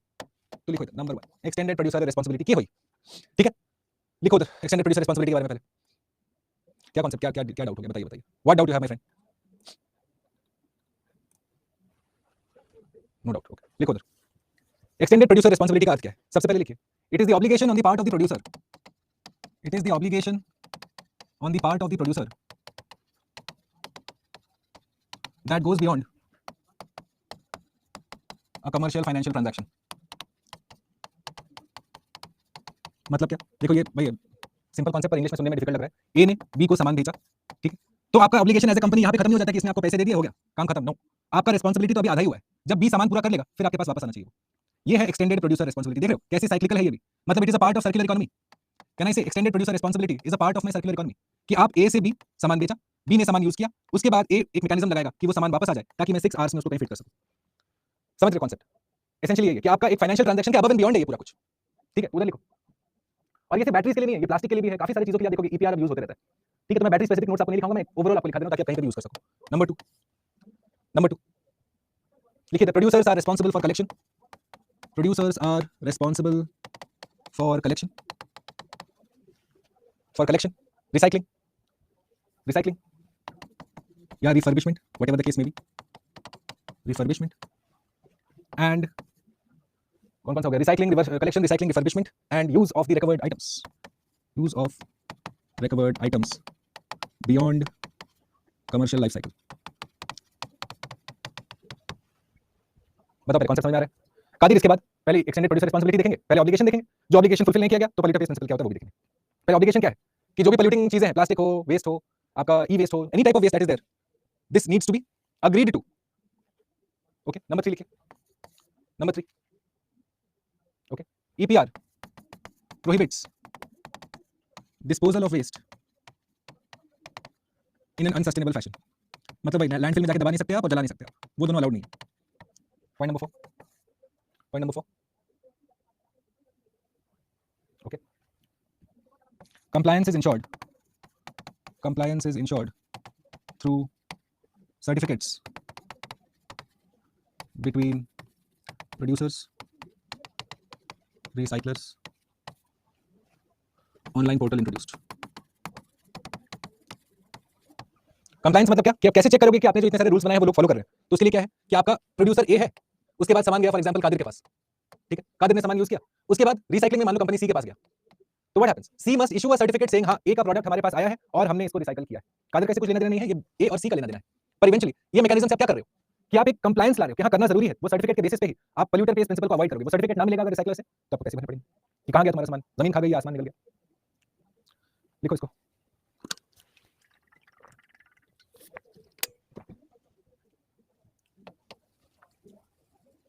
नेक्स्ट लिखिए एक्सटेंडेड प्रोड्यूसर रिस्पांसिबिलिटी में, नेक्स्ट लिखिए ईपीआर में, या ईपीआर का तो ठीक है, दैट इज मोर और less what required to know at least. अब इसको लिखो, इसके बाद लिखो polluter pays principle, polluter pays principle, बताओ गाइस ईपीआर समझ में आया? पहले ईपीआर से रिलेटेड कोई क्वेश्चन है तुमको बताइए, क्योंकि इंपॉर्टेंट कॉन्सेप्ट है, सेल्स टॉपिक हमको बताओ। इसका एग्जांपल दे सकते हैं, आपकी राइटिंग समझ नहीं आती, सर्टिफिकेट फॉर यूजर और प्रोड्यूसर, यूजर को कोई सर्टिफिकेट नहीं मिलेगा। देखिए मैं फिर से बता देता हूं ईपीआर को, दोस्त who still have a doubt, certificate कौन इशू करेगा, कंपनी ए, फिलिप्स का तुमने कोई सामान यूज किया, ठीक है, फिलिप्स का सामान पर्सन ए ने यूज किया, अब पर्सन ए सामान को कलेक्शन में दे देता है कि हाँ भाई मेरा उसका लाइफ टाइम हो गया, लेट इट बी कलेक्टेड। तो फिलिप्स का कोई मैकेनिज्म है, या अर्बन बॉडी में आप अगर ड्राई वेस्ट वेट वेस्ट कर रहे हो, अर्बन बॉडी से जाके सामान उठाएगा, सेग्रीगेशन होगा, फिलिप्स अपना सामान भेज देगा रिसाइकलर को, मान लो आर। अब जब रिसाइकल या रीयूज या रिफर्बिश, रीयूज कुछ भी जो है 50 6 आवर्स में लिखे ना, वो रिसाइकल कहीं सेट करने की कोशिश करेगा इसको। उसके बाद एक बार सेट हो गया कि हाँ भाई अब ये हम लैंडफिल में नहीं फेंक रहे, अब हम जला नहीं रहे, ये हम रीयूज में डाल दिए कहीं, ठीक है। तो क्या होगा, उसके बाद वो सर्टिफिकेट दिया जाएगा from the recycler to Philips saying okay this is it, we have received 50,000 products of Philips, जो कि हमने जाके फलाना इंडस्ट्री में यूज किया है या फलानी इंडस्ट्री में हमने उसको रिसाइकल किया है। तो क्या हो गया, फिलिप्स जाके फिर बोलेगा कि देखो भाई मेरा ईयरली सेल्स था इतना और हमने इतना जाके रिसाइकल यूज किया है। तो क्या हो गया, इसका एक्सटेंडेड प्रोड्यूसर रिस्पांसिबिलिटी हुआ। Eventually it is the Philips responsibility to make sure कि वो रिसाइकलर से जाके कांटेक्ट में रहे कि हाँ भाई कितने फोन्स आए मेरे, कितने प्रोडक्ट्स आए मेरे, कहां रीयूज हुए, कहां रिसाइकल हुए। तो इसी कांसेप्ट को हम कहते हैं द एक्सटेंडेड प्रोड्यूसर रिस्पांसिबिलिटी। जैसे आप समझो डेफिनेशन में क्या लिखा है, the obligation on the part of the producer that goes beyond the commercial financial transaction. पहले के जमाने में क्या होता था, फिलिप्स का सामान लेके आया ए, फिलिप्स को कुछ लेना देना नहीं, जब एक बार ट्रांजैक्शन हो गया बस 1 साल की वारंटी है, कुछ नहीं हुआ तो फॉरगेट इट, मैं तुम्हें जानता भी नहीं। पर अब क्या है, अब no more from the consumer stand point मत देखो, from the environment stand point देखो, करेक्ट। एक सर्कुलरिटी इंट्रोड्यूस किया हमने, पहले जो कांसेप्ट था ही नहीं, अब अपनी कंपनीज को तुमने सचेत कर दिया है कि आपको करना जरूरी नहीं, तो पैसा भरना पड़ेगा, आपको फाइन भरना पड़ेगा, correct. So this is extended producer responsibility. अब लिखिए पोल्यूटर पेस प्रिंसिपल, मतलब अगर ये कंपनी नहीं करता है तब ये प्रिंसिपल अप्लाई करता है। और ये प्रिंसिपल जेनेरिक है, जेनेरिक मतलब जनरल है, ये हर इंडस्ट्री में अप्लाई करता है जो भी पोल्यूटिंग होते हैं। फॉर एग्जाम्पल आप सोचो, अभी हाल फिलहाल में रेलवे मैन नाम का एक आया था नेटफ्लिक्स पे सीरीज, यूनियन कार्बाइड का, करेक्ट। अभी उन्होंने जाके वहां पे इतना पोल्यूशन किया, करेक्ट, कार्बाइड एमिशंस हुए, लोग मरे, जनरेशन खराब करके गए वो। पर उन्होंने क्या कोई कुछ स्टेप्स लिया, क्या कुछ पैसा दिया? Were they held accountable? पैसा वैसा तो छोड़ो, अकाउंटेबिलिटी हुई क्या उनकी? नहीं, मेन बंदा ही भाग गया। जो भी दिए होंगे पैसे थोड़े बहुत, वो एक्चुअल लोगों को तो पहुंचे नहीं फॉर श्योर, करेक्ट। अकाउंटेबिलिटी कैसे इंश्योर करोगे कि ऐसे पोल्यूटिंग इंडस्ट्रीज कल के दिन यूनियन कार्बाइड फिर से रिपीट ना हो जाए? तो उसके लिए ये कॉन्सेप्ट निकाला गया है, द पोल्यूटर पेज प्रिंसिपल। इसमें सबसे पहले लिखिए, this applies to all polluting sectors, to all polluting sectors. ये हम सिर्फ बैटरी की बात नहीं कर रहे हैं, या कहीं पे भी जहां पे भी पोल्यूटिंग एजेंट्स, पोल्यूटिंग इंडस्ट्रीज हैं, वहां पे आप अप्लाई कर सकते हो, सबके लिए मान्य है ये, ठीक है। इसमें लिखिए, what is the polluter pays principle? Who produce, those who produce the those entities that produce pollution, those entities or bodies that pollute, okay, those entities or bodies that pollute should bear the cost of managing and preventing damage to human health that arises as a result of the pollution. Should bear the cost of managing, handwriting नहीं समझ में आ रहा है तो हम फिर से पढ़ के बता दे रहे हैं, those entities or bodies that pollute should bear the cost of managing to prevent damage to human health, to prevent damage to human health or environment, ठीक है। अब आपको कैसे याद रहेगा ये? सिंपल तरीका है फ्रेंड्स, यूनियन कार्बाइड भोपाल में आपका ह्यूमन हेल्थ सबसे खराब हुआ था, इन्वायरमेंट वहां पे शॉर्ट टर्म कुछ चेंजेस हुए होंगे, पर ऐसे लॉन्ग टर्म नहीं देखा गया क्योंकि गैस था वो डिसिपेट हो गया, पर ह्यूमन हेल्थ जनरेशन के लिए आप मल्टी जनरेशन आपने खराब कर दिया वहां पे। या फिर इन्वायरमेंट, आए दिनों आप देखते हो ऑयल स्पिल हो रहा है, हाँ, कभी हाउथी रेबल्स कुछ कर रहे हैं, कभी चेन्नई के पास में एनोर ऑयल स्पिल कुछ हो रहा है, कुछ ना कुछ होते रहता है मरीन में। तो क्या हो रहा है वहां पे, आप ह्यूमन हेल्थ डायरेक्टली अफेक्ट नहीं कर रहे, पर आप इन्वायरमेंट तो खराब कर रहे हो ना। तो इसलिए इन दोनों के केस में पोल्यूटर पेज प्रिंसिपल अप्लाई करता है। अगर आपका फैक्ट्री, आपका एंटिटी, आपका बॉडी कुछ भी ऐसा पोल्यूटिंग एजेंट रिलीज करता है नोइंगली और अननोइंगली, तो ये आप जिम्मेदार रहेंगे, ठीक है। Getting it friends? नंबर 2 लिखो, पोल्यूटर पेज प्रिंसिपल में नंबर 2 लिखिए, this principle is the fundamental framework,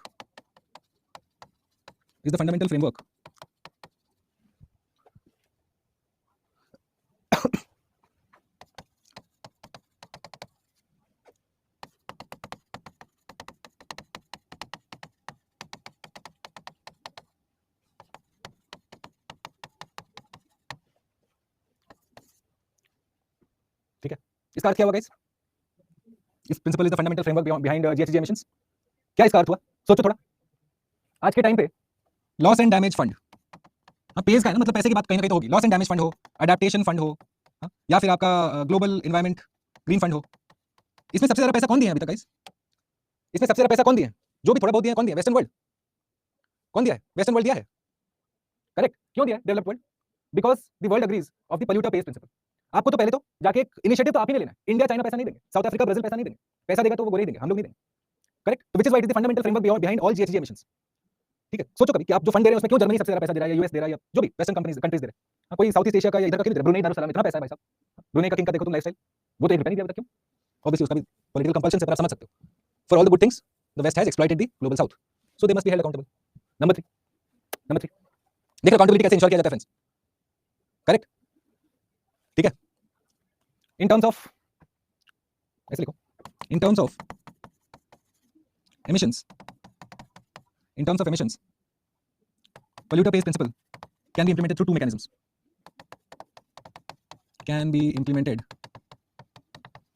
mechanisms, दो तरीके से आप पैसे खींच सकते हो इनसे। कैसे? मैं स्पेल भी कर दूंगा, डोंट वरी, जो डिफिकल्ट स्टेटमेंट्स होंगे मैं स्पेल कर दूंगा। In terms of emissions polluter pays principle can be implemented है, वो इंप्लीमेंटेड थ्रू 2 mechanisms, ठीक है। सबसे पहले लिखिए जो कि आप देख रहे हो, एग्जांपल आप हमको बताएंगे, बताओ कोई एक ऐसा एग्जांपल जो हमने डिटेल में डिस्कस किया जो कि यहाँ पे आप लिख सकते हो। कौन सा एग्जांपल है जो अभी हमने डिस्कस किया हाल फिलहाल में, जहाँ पे कि आप देख रहे हो कि कंट्रीज कह रही हैं कि फलाना कंपनी अगर कार्बन इंटेंसिव इंडस्ट्री से तुम अपना गुड्स ला रहे हो तो तुम्हें एक्स्ट्रा पैसा देना पड़ेगा। Good. Carbon border adjustment mechanism या carbon border trade European Union का हमने आपको बहुत डिटेल में समझाया था। देखिए तो यूरोपियन यूनियन क्या इन्फोर्स कर रहा है? पोल्यूटर पेज, तुम धुआं निकाले पैसा दो। या दूसरा जो कि इंडिया में आप देख रहे हैं, कार्बन ट्रेडिंग या कार्बन मार्केट, आज वाला ही वीडियो, कार्बन मार्केट्स, कि अगर और धुआं निकालना है और एमिट करना है तो पहले सर्टिफिकेट्स लेके आओ, पैसे खर्चो। तो क्या कर रहे हो? Are you reinforcing the polluter pays principle? Absolutely. अगर एमिशंस करना है पैसा लगेगा, फोकट में ना हुई, करेक्ट। तो उसके लिए 2 तरीके से कर सकते हो आप, या तो डायरेक्टली बोल दो भाई, आज के टाइम पे अगर भारत सरकार एक लॉ निकाल देता है कि आपके पेपर इंडस्ट्री, न्यूज़पेपर इंडस्ट्री बहुत पोल्यूट करता है भाई साहब, चलो हर न्यूज़पेपर पे 30% हम टैक्स लगाएंगे, एडिशनल कार्बन टैक्स। उसके बाद देखने वाला मजा आएगा, वो सीन मजा होगा देखने वाला, कि ये न्यूज़पेपर वाले फिर किसका साइड लेंगे, सस्टेनेबिलिटी का या प्रेस फ्रीडम का, इसलिए कहा रॉक एंड हार्ड प्लेस के बीच का, उस समय कॉपरेट पढ़ने लायक होगा। पर देखिए वो कार्बन टैक्स में आएगा, करेक्ट, जस्टिफाइड भी है, paper and pulp industries highly polluting, ठीक है। या कार्बन मार्केट्स, जैसे कि आपका कैप एंड ट्रेड मैकेनिज्म है यूरोपियन यूनियन का, कैप एंड ट्रेड, समझ में आ रहा है? एक हिंदू आएगा 30 रुपीज, 30 रुपीज, पढ़ो पढ़ो पढ़ो, उसको टेलीग्राम चैनल से शेयर करते हैं, वायरल हो जाएंगे, या उन पे छापे पड़ जाएंगे वीडियो किसी। Got it friends? क्या आप समझे पॉलिटिकल प्रिंसिपल का बेसिक फंडामेंटल्स की पॉइंट क्या है? हमको बताओ। और कोई एग्जांपल सोचो पॉलिटिकल प्रिंसिपल का जो अभी रिसेंटली न्यूज़ में रहा है। बताओ फ्रेंड्स, क्या करोगे ब्रेक लेके? इतना इंटरेस्टिंग डिस्कशन चल रहा है, क्या ब्रेक नहीं ब्रेक नहीं, छोड़ देना आज। Cap and trade, Udit cap and trade क्या होता है? देखिए कैप एंड ट्रेड क्या है, यूरोपियन यूनियन का सिस्टम, ठीक है? आप वीडियो एक बार देखना, उसका आप लोगों के काम के लिए, इसलिए मैं आपके लिए बनाया है, एक्चुअली बता रहा हूं। आई एम नॉट सेइंग इट, क्या मेरा 400 लोग बता के मेरा क्या व्यूज बढ़ेगा, मैं इसलिए बता रहा हूं क्योंकि आपके लिए वो रेलेवेंट। मुझे पता है आधी जनता वो लेक्चर फॉलो नहीं कर पाएगी क्योंकि मैंने इस डेप्थ में किया ना कि आधे लोग कैसे ऊपर से जाएगा, पर हमने जिस डेप्थ में पढ़ा है वो आपके लिए आसान रहेगा। यूरोपियन यूनियन में क्या होता है? कैप एंड ट्रेड मतलब मान लो कि एक पर्टिकुलर कंपनी को हमने कह दिया कि भाई तुम्हारा अपर लिमिट है 100 यूनिट्स ऑफ जीएचजी तुम एमिट कर सकते हो साल भर में, ठीक है? पर कंपनी मान लो भुवन चला रहा है, कोई प्लानिंग नहीं, कोई मैनेजमेंट नहीं, तो उसने जाके सितंबर में ही सारे के सारे 100 खत्म कर दिए, तो अब क्या करेगा? भुवन थोड़ी ना फैक्ट्री बंद कर देगा, तो अगला 3 महीना के लिए वो अप्रोच करेगा स्टडी आईक्यू के पास। स्टडी आईक्यू के पास भी 100 था, पर स्टडी आईक्यू वाले बुद्धिमान थे, इन्होंने 75 यूनिट्स ही खर्च किए, इनके पास 25 पड़े हैं, उनको जरूरत नहीं, तो भुवन जाएगा हाथ पैर जोड़ेगा कि भाई दे दो मुझे ये 25 ताकि मैं आगे से चला सकूं अगला 3 महीना के लिए अपना फैक्ट्री। तो क्या हुआ? अगर आप अपना लिमिट क्रॉस कर गए और अगर आपको फैक्ट्री चलानी है, पैसे भरो, पोल्यूटर पेज प्रिंसिपल। ये है cap and trade mechanism of carbon markets जो यूरोपियन यूनियन में होता है। Correct, this is it. क्या सिंपल तो है, देख रहे हो? जो अब भुवन ज्यादा एमिट कर रहे हैं क्लियरली, अगर एमिट ज्यादा कर रहे हो तो पैसा दो, सिंपल। एमिट कम कर रहे हो, देख लो, ये बाद में अपना पीआर कैंपेन चलाएंगे, देखो देखो हम ग्रीन कंपनी है, हम सस्टेनेबल कंपनी है, मैं चला सकता क्या इधर? नहीं। करेक्ट, यही तो है cap and trade mechanism. Getting it? बताइए, पोल्यूटर बेस्ड प्रिंसिपल क्लियर हो गया? कार्बन मार्केट यही तो है फ्रेंड्स, कार्बन क्रेडिट तो कह रहे हैं, दिस इज कार्बन क्रेडिट का ट्रेडिंग ही तो कार्बन मार्केट है ना। कार्बन क्रेडिट जो मैंने आपको समझाया, अब इसको अगर ट्रेड करोगे तो वही तो मेरा कार्बन मार्केट का पार्ट बनेगा ना, जो कि भारत के केस में ब्यूरो ऑफ एनर्जी एफिशिएंसी चलाने वाला है। करेक्ट, इसका अभी 2 मिनिस्ट्रीज इसके इंचार्ज हैं, एक है पावर मिनिस्ट्री, एक है फॉरेस्ट मिनिस्ट्री। क्यों भाई? आप सोच रहे होंगे क्यों कार्बन मार्केट में ये दोनों क्यों साथ में काम कर रहे हैं? क्या इनका लेना देना है भाई? Eventually it is to do with trade and it is to do with environment. Correct, तो इन दोनों को भागीदार बनाया गया है इसमें। ठीक है, चलिए आगे बढ़ते हैं। एक बार वीडियो देखो, आपको बहुत आसान लगेगा गाइस। पोल्यूटर बेस्ड प्रिंसिपल हो गया। Now let's go and continue our discussion. अभी हमने एक बार वो देखते हैं आपका एजेंडा क्या था, क्योंकि मुझे कुछ बहुत इंपॉर्टेंट टॉपिक्स आपके साथ करना है। Let me see the agenda first. Polluter based waste management हो गया, फॉरेस्ट कंजर्वेशन, हिस्ट्री से शुरू करना है, ठीक है? चलो अब लिखिए इधर, चलिए काम करो 5 मिनट्स क्विक देख लो, बायो देख लो फटाफट आ जाओ 5 मिनट में। 5 मिनट्स 7:25 7:30 पे मैं चालू कर रहे हैं, जल्दी जल्दी आ जाइए, छेती छेती ताड़ाताड़ी। तब तक मेरे बॉस का एक मैसेज आया, 1 मिनट।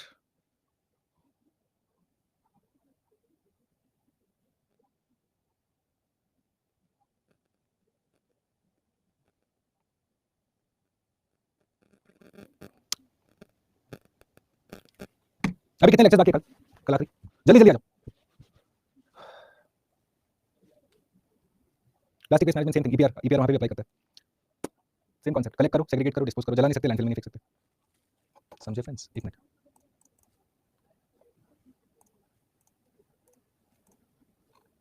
आपका चैट ऐसा स्लो क्यों हो जाता है अचानक? यहाँ पे भी you can see both places.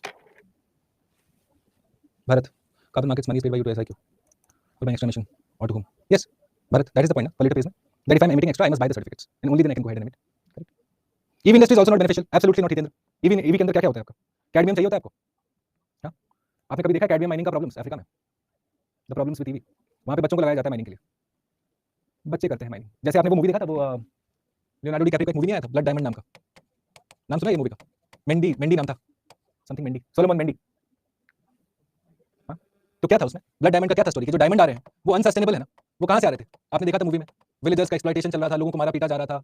Correct, पर जो एंड यूजर है उसको तो पता नहीं था ना कि जो डायमंड आ रहा है वो खून से सना हुआ डायमंड है, कितने लोगों का होप्स एस्पिरेशंस ड्रीम्स को मार के वो डायमंड पहुंच रहा है यूरोप में। करेक्ट, तो वही सेम प्रॉब्लम आप देखते हो इन कैडमियम माइनिंग आल्सो। अभी स्पेशली क्योंकि अब ईवी इंडस्ट्री इतना मेजरली टेक ऑफ कर गया है, अब लोगों को चाहिए कैडमियम फॉर एग्जांपल घाना में घाना में मिलता है आपका बहुत ज़्यादा। और वहाँ पे क्या हो रहा है? अगेन पॉवर्टी है, स्टेट का इंफ्रास्ट्रक्चर कैपेसिटी नहीं है, डिमांड ज़्यादा है, तो स्टेट वो हर कुछ करेगा even if it means investing in unsustainable mining. फिर से लोगों का राइट्स, कम्युनिटीज का राइट्स, सब कुछ उल्लंघन हो रहा है। फिर से वो उस कॉन्टिनेंट का बदकिस्मती है अफ्रीका का। या इनफैक्ट आप देखोगे जनरली भी जहाँ पे भी रिसोर्सेज ज़्यादा होते हैं वहाँ पे पीस बहुत देरी से आता है। Resource rich areas are conflict ridden areas usually. अभी फॉर एग्जांपल आप वो देख रहे हो ना, जितने सारे अपने फाइट हो रहे हैं टिग्री एरिया का हो, ऐसे कीबो हो, वो क्यों हो रहे हैं? रिसोर्सेज के ऊपर। सो रिसोर्स एरियाज आर ऑलवेज थोड़ा सा वॉलेटाइल एरियाज होता है। इवन हमारे कंट्री में आप देखिए जो मिनरल बेल्ट है वहाँ पे काफी टाइम तक देयर वाज दिस, मतलब लॉ एंड ऑर्डर इशू बना रहा, रेड कॉरिडोर था एक टाइम पे। क्यों था? क्योंकि eventually people's rights were not acknowledged, लोगों को साथ लेके नहीं चला गया। देखो गलती उनकी भी नहीं है जो लोग आर्म्स उठाए ना। एक टाइम पे वर्ल्ड वॉर का फोकस इतना ज्यादा हो गया, इतना स्ट्रेस, इतना बर्डन ज्यादा हो गया कि भारत सरकार, आप देखोगे फॉरेस्ट पॉलिसी जब हम समझेंगे कि उसके पास चॉइस नहीं था, it had to go about and start extracting resources from the forest, from your mines and all those places. And in that, उस प्रक्रिया में कितने इंडिजिनस कम्युनिटीज, कितने ट्राइबल ग्रुप्स, उसको आपने नजरअंदाज कर दिया, उनके इंटरेस्ट को नजरअंदाज कर दिया। तो एक लिमिट तक आप नजरअंदाज कर सकते हो, उसके बाद people will bring it to your attention. ठीक है, most of it is to do with resource, control of resource. चलिए 7:30 हुआ, शुरू करते हैं, लेट्स गो। ये डिलीट क्यों हो रहा? Okay, let's write down the next सब हेडिंग। लिखिए हिस्टोरिक नहीं, डेवलपमेंट ऑफ, हेडिंग ऐसे लिखो, development of forest legislation in India. ये क्रूशियल है, थोड़ा ध्यान से सुनेंगे, समझने की कोशिश करेंगे, काफी सारे कॉन्सेप्ट्स हैं और एक तरीके से आप समझना कि इवेंचुअली अब ये इंटरसेक्शन यहाँ पे आके आपका एनवायरनमेंट और सोशल जस्टिस, देख रहे हो कितना चीज साथ में चलता है।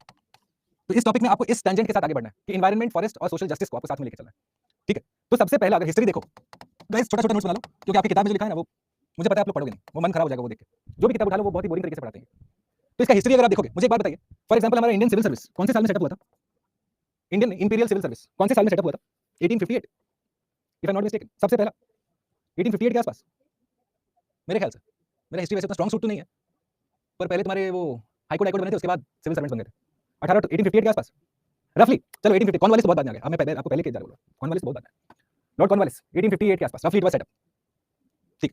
1858 में आपका इंडियन सिविल सर्विस आया, रफली 6 साल बाद 1863-64 में आपका इंपीरियल फॉरेस्ट डिपार्टमेंट है, इंपीरियल फॉरेस्ट सर्विसेज, जो कि आज के टाइम पे इंडियन फॉरेस्ट सर्विस है, वो डेवलप होता है, ठीक है। तो लिखिए उधर थोड़ा स्मॉल पहले हिस्ट्री देखते हैं क्योंकि हिस्ट्री इंपॉर्टेंट होगा इसमें, तभी आप समझ पाओगे कि हम कहां से कहां तक आए हैं। ये थोड़ा 1 घंटे का आसपास का लेक्चर होगा, ध्यान से सुनेंगे आप, ठीक है। इधर लिखिए imperial forest department, imperial forest department ये सेटअप हुआ रफली 1864-65 में, 1864 में,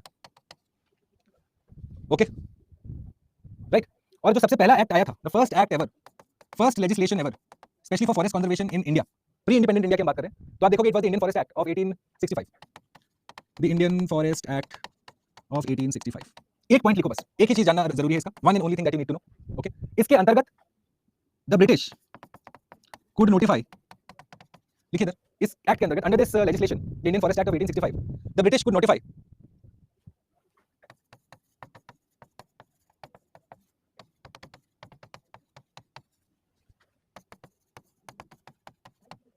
that's all you need to know. कोई भी ट्रैक्ट ऑफ लैंड उनको मिल गया, ठीक है, तो बस उसको वो फॉरेस्ट लैंड घोषित कर देते थे, मतलब वो सरकार के अधीन आ जाता था, ऐसे समझो,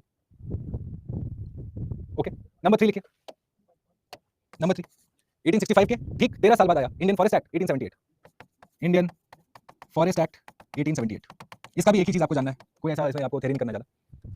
अभी तक ब्रिटिश ने क्या किया था, कोई भी लैंड हो जिसपे कि अगर पेड़ है वो बन गया मेरा forest land, correct. Under the 1878 act इन्होंने क्या कहा कि हम फॉरेस्ट प्लस वेस्टलैंड दोनों को हम एक्वायर करेंगे, दोनों हमारे अब फॉरेस्ट के डेफिनेशन के अंदर आएंगे। तो लिखिए point number A, included wasteland as forests,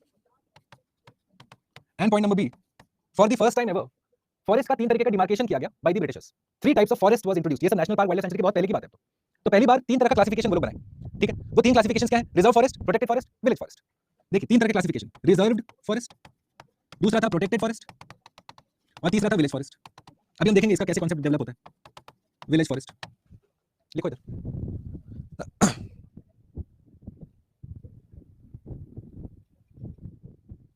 लिखिए इधर, okay. Now next will write the Indian Forest Act of 1927, जो कि इंपॉर्टेंट है, number 4। Can I go forward, आगे जाऊं क्या?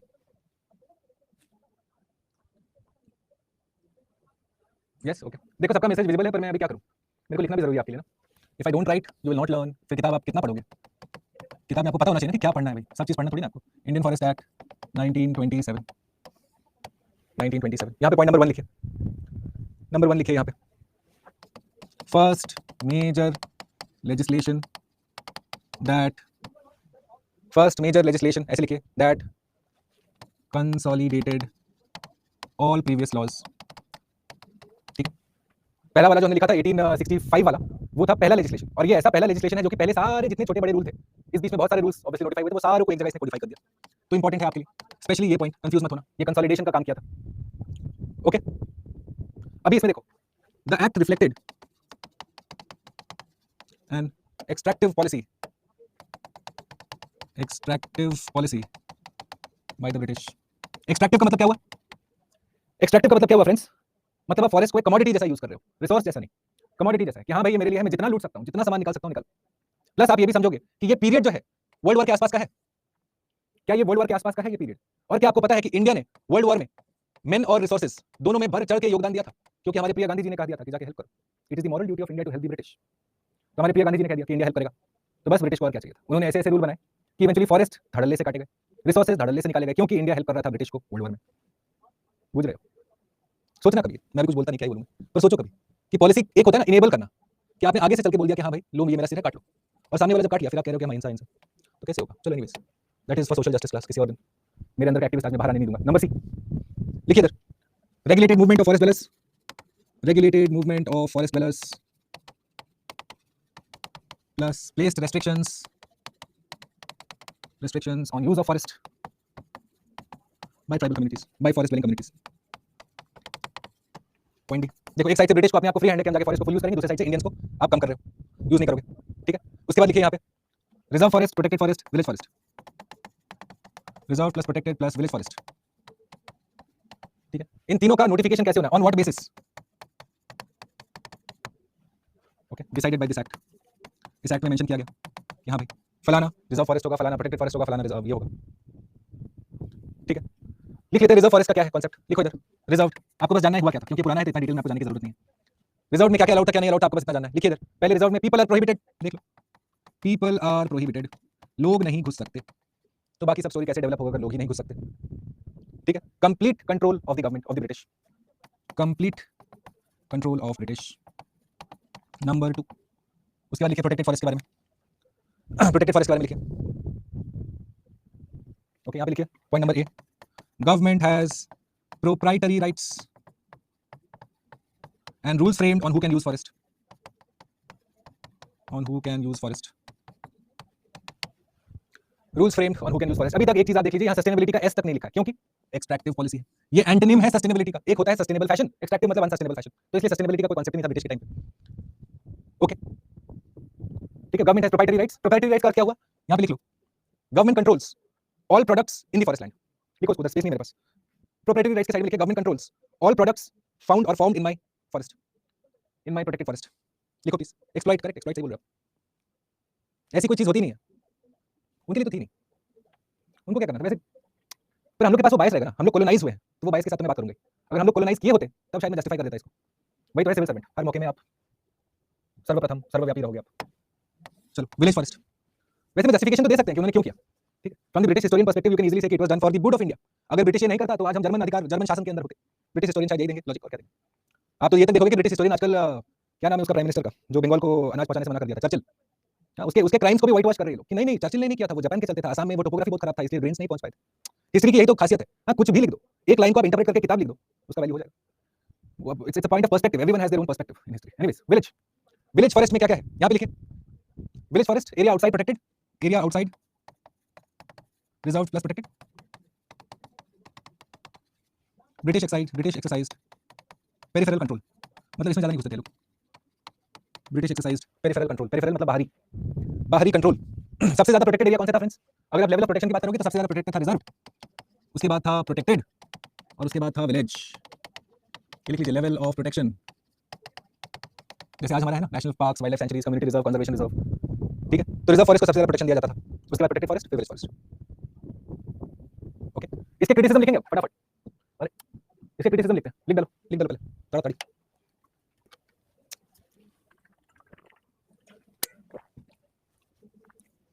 लिखा। डोंट अंडरस्टैंड शिखा, हम तो हिस्ट्री डिस्कस कर रहे हैं, हम तो वो भी डिस्कस नहीं कर रहे एनवायरमेंट, पता है क्या। देखो शिखा ऐसे समझिए, प्री इंडिपेंडेंट इंडिया में अगर आपको सवाल पूछता है कि discuss the evolution of forest legislation in India, legislation मतलब रूल्स लॉज जो हमारा पार्लियामेंट या विधानसभा बना रहा है, तो फॉरेस्ट लेजिस्लेशन प्री इंडिपेंडेंट में कहां से शुरू करोगे, आप शुरू करोगे 1865 से। स्टेप वाइज आओ, एक दो पॉइंट बताओ। 1927 का एक्ट, जैसे कि आप गवर्नमेंट ऑफ इंडिया एक्ट 1935 पढ़ते हो, कैसे उस एक्ट के बारे में ज्यादा पढ़ते हो, उसके पहले का एक्ट नहीं है क्या, बहुत है। पर 1935 का एक्ट क्यों इंपॉर्टेंट है, क्योंकि एक तरीके से वहां पे सब आके मिश्रित हो गया, सेम कॉन्सेप्ट 27 का है, 1927 का ये फॉरेस्ट एक्ट, इसके पहले के जितने थे सब आके इवेंचुअली यहां पे इंक्लूड कर दिए गए, करेक्ट। तो 1927 में क्या देखा गया कि eventually because of the world war, British का हाथ, हैंड इंग्लिश वर्ड कहेंगे ना, द हैंड वाज फोर्स्ड, उनके पास ऑप्शन नहीं था। India forest rich land, dense vegetation, dense forest cover, इन्होंने धड़ल्ले से जाके फॉरेस्ट एक्ट के बाद, क्योंकि पूजनीय बापू ने कह दिया था कि हम इंडिया हेल्प करेगा ब्रिटिशर्स को, तो ब्रिटिशर्स ने एक लॉ निकाला और उसके बाद जो इंडियन फॉरेस्ट का हशर हुआ वही हम डिस्कस कर रहे हैं। उसमें इवेंचुअली इन्होंने 3 फॉरेस्ट क्राइटेरिया डिसाइड किया, ठीक है। एक को कहते थे हम रिजर्व फॉरेस्ट, फिर प्रोटेक्टेड फॉरेस्ट और विलेज फॉरेस्ट।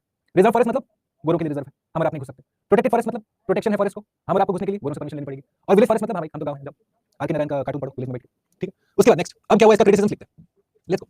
क्रिटिसिज्म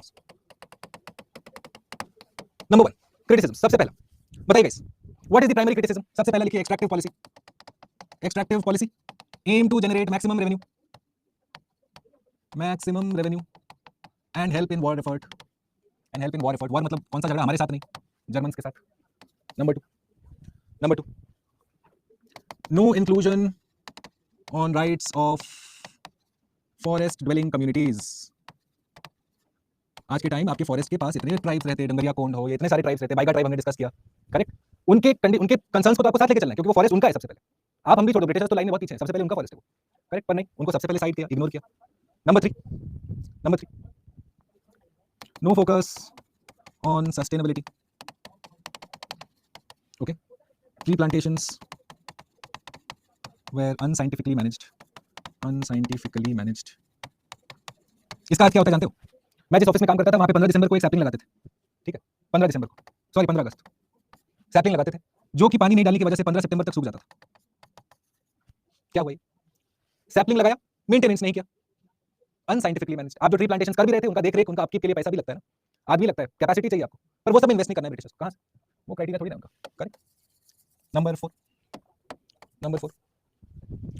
लिखिए, no focus on biodiversity conservation. इतना ज़्यादा इन्होंने प्रिंसली स्टेट्स के साथ मिलकर एक्सट्रैक्शन किया कि हमारे बाग के सबके नंबर खत्म हो गए भाई। ऑन बायोडाइवर्सिटी कंजर्वेशन या फिर सॉइल प्रोटेक्शन, जो आपके इन्वायरमेंट के सब यूनिट्स हैं सारे लिख डालो, पोल्यूशन कंजर्वेशन, पोल्यूशन मिटिगेशन, कुछ नहीं। हाँ पर जरूर रेलवे जरूर बनाया, तो उनको ऐसा सल्यूट देना चाहिए, बहुत एहसान किया हम पे रेलवे बना के। नंबर 5 लिखो number 5, the previous exclusion of communities remained unaddressed until 19 after independence। मतलब इस एक्ट में जो खामियां थी उसको ठीक भी नहीं किया गया, उसको रहने दिया गया, क्योंकि भाई उस समय आज़ादी की लड़ाई वास्ते bigger problem, community sorry conservation उतना बड़ा प्रॉब्लम नहीं था, rightly so, correct, freedom was more important. तो इसलिए ये जो लेजिस्लेशन था, a damaging piece of legislation, this continued. लिखा सैपलिंग मींस, सैपलिंग नहीं कहा, सैपलिंग कहां लिखा मैंने? फॉरेस्ट ड्वेलिंग, फॉरेस्ट ड्वेलर्स जो फॉरेस्ट में रहते हैं, ठीक है। मैं फिर से पढ़ देता हूं, extractive policy aim to generate maximum revenue and help in war effort, ठीक है, वर्ल्ड वॉर के लिए। Number 2, no inclusion on rights of forest dwelling communities, मतलब आपके जो indigenous tribes and tribal communities of India है, उनका कोई कंसर्न्स नहीं देखा गया। नो फोकस ऑन सस्टेनेबिलिटी, आप ट्री प्लांटेशन कर भी रहे थे, वेस्टलैंड्स या वेटलैंड्स जो थे आपके, नथिंग वाज बीइंग मैनेज्ड, अब वो नेचर अपने आप केयर ले रहा था अपना, ब्रिटिशर्स को ज्यादा नहीं कर रहे थे। No focus on biodiversity conservation, हम सामने वो फोटो देखा है बाघों का फोटो के साथ, हम मार मार के ऐसे खड़े हैं उसके सामने। सॉइल पोल्यूशन प्रिजर्वेशन, कुछ नहीं, नथिंग, लेना देना नहीं है।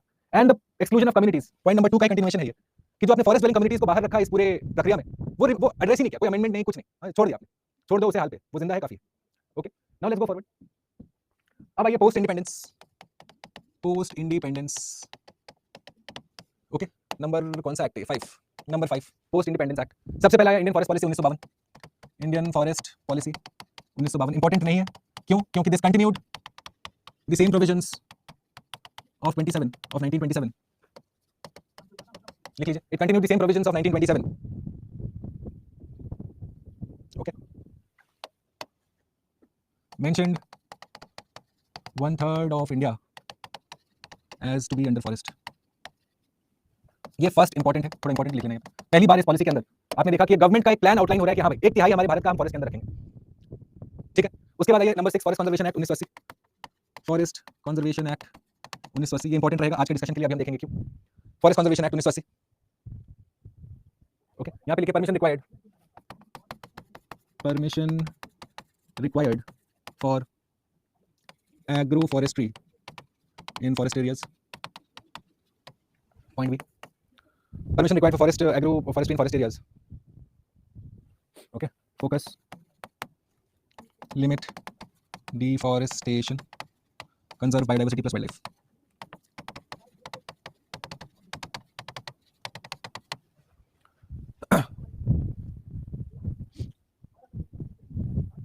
okay, and number 7 लिखिए, number 7, the national forest policy of 1988, the national forest policy of 1988। और यहाँ पे इंपॉर्टेंट है कि for the first time ever 1988 में आके फाइनली आप देख रहे हो कि जो शिफ्ट है from commercial use of forest, अब इससे आपका पॉलिसी शिफ्ट कर रहा है, बड़े बड़े अक्षरों में लिखना इसको, शिफ्ट टुवर्ड्स। तो अभी तक आप जो फॉरेस्ट को रिसोर्स या कमोडिटी जैसा देख रहे थे, फाइनली अब आप रिसोर्स देखना जैसा देखना शुरू किया, and shift towards the ecological importance of forest. ये पहली बार हुआ 1988 में जाके। Got it friends? बताइए हमको क्लैरिटी आया? अभी तक कोई टेंशन तो नहीं है? हमने कुछ ऐसा ज्यादा इसमें देखा भी नहीं है,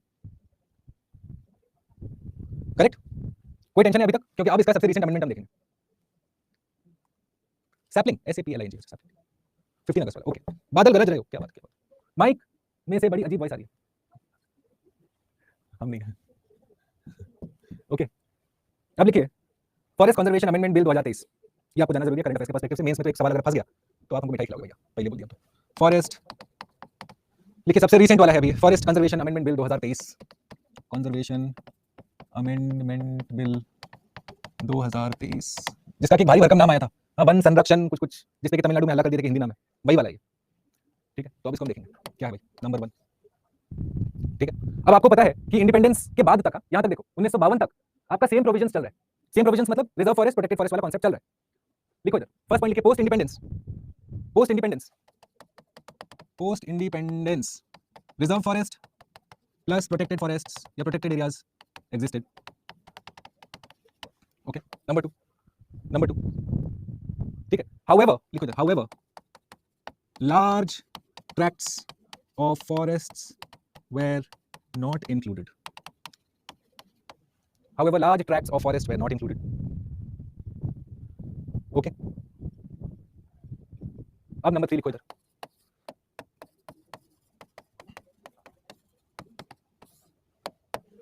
गोदावर्मन केस 1900 वर्ल्ड कप जिस साल हुआ था 1996, सनत जयसूर्या वाला गोदावर्मन केस 1996। ठीक है, इसका सार मैं आपको बता देता हूं। Supreme court stayed felling of all trees, felling of all trees, ठीक है, Godavarman case 1996, supreme court stayed felling of all trees and said that forest conservation act will apply to all land that has substantial forest cover.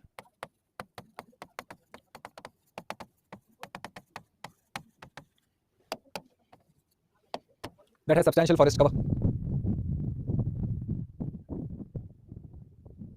Okay, और लाल करके लिखो इधर, even if the trees were in non-forest land. अब समझो इसका scene क्या है।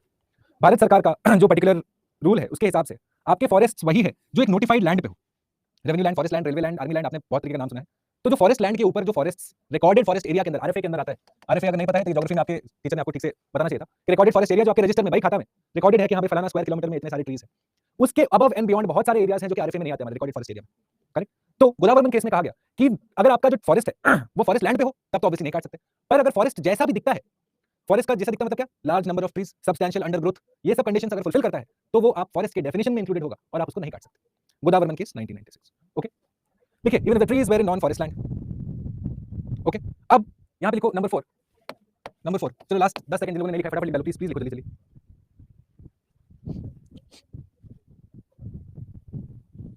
लिखिए उधर, ठीक है, अब नेक्स्ट लिखिए नंबर 4, यहां पे लिखिए द की प्रोविजंस या forest conservation act amendment, provisions लिखो बस, प्रोविजंस। ठीक है, इस रूल के अंदर क्या क्या बताया गया है। फर्स्टली सबसे पहला preamble inserted, number 5 name changed to Hindi, number 6, ठीक है, इसका नाम देख लेना, कुछ वन संरक्षण एवं अधिनियम या नहीं, वन संरक्षण एवं संवर्धन अधिनियम, कुछ ऐसा नाम है, डेंजरस नाम है, मतलब मेरे लिए, मेरे को याद नहीं होता नाम। ठीक है, पर यू कैन अंडरस्टैंड कि ये प्रॉब्लम था, हिंदी नेम था इसका। ठीक है, लिखिए द एक्ट या द बिल, सॉरी बिल है अभी, the bill initially applies to forest land, initially applies to forest land, okay, and then expanded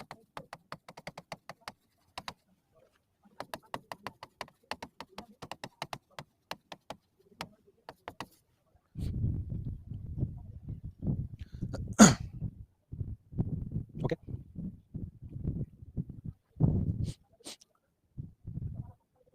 okay, next लिखिए यहाँ पे कि यहाँ पे eventually what was the mechanism that was proposed, तो यहाँ पे लिखिए इंपॉर्टेंट करके लिख दो इधर,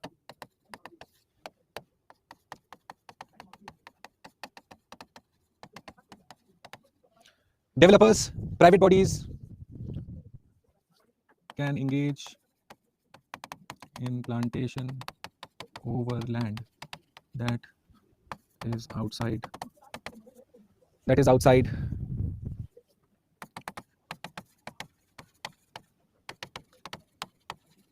and can claim credit.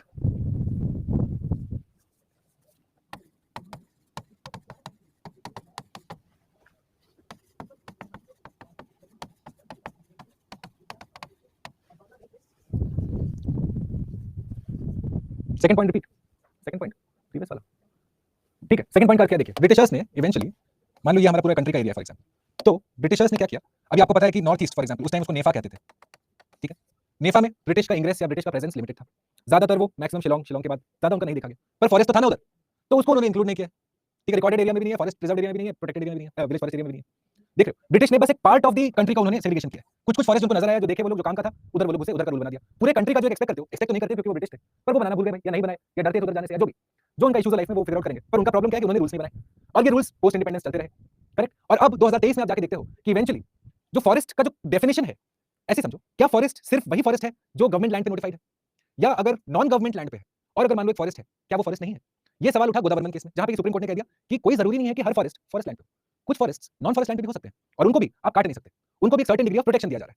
इतना आप कॉन्सेप्ट पकड़ो पहले कि सरकार का दलील क्या था कि फॉरेस्ट मतलब फॉरेस्ट लैंड पे ही हो सकता है, नॉन फॉरेस्ट लैंड पे तो फॉरेस्ट हो ही नहीं सकता है। वो गोदावरी केस में जुडिशरी ने कहा ना, ऐसे तो होगा नहीं। करेक्ट। और उसके बाद आप देख रहे हो कि एज यू गो फॉरवर्ड, अब सरकार का पॉइंट क्या है कि आप जाके वो सारे लैंड जो कि फॉरेस्ट लैंड में नहीं है, वहां पे जाके अगर आप प्लांटेशन करते हो तो आप कंपलसरी अफॉरेस्टेशन, कैंपा, आपने नाम सुना होगा कैंपा के बारे में, कैंपा एक फंड भी होता है हर स्टेट के पास। आप देखोगे ना, सबसे ज्यादा फंड इसी में पड़ा हुआ है।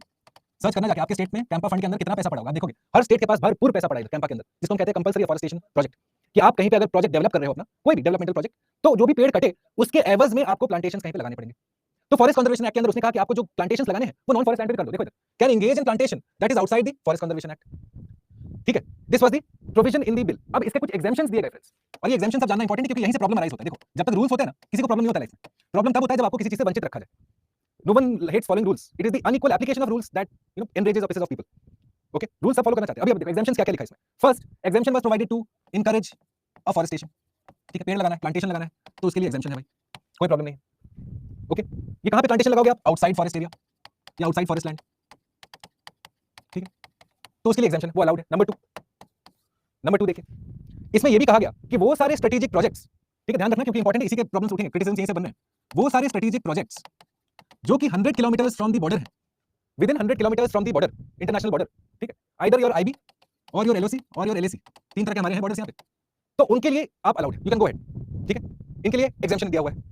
करेक्ट। नंबर 3 लिखो, number 3, exemptions to linear infrastructure project.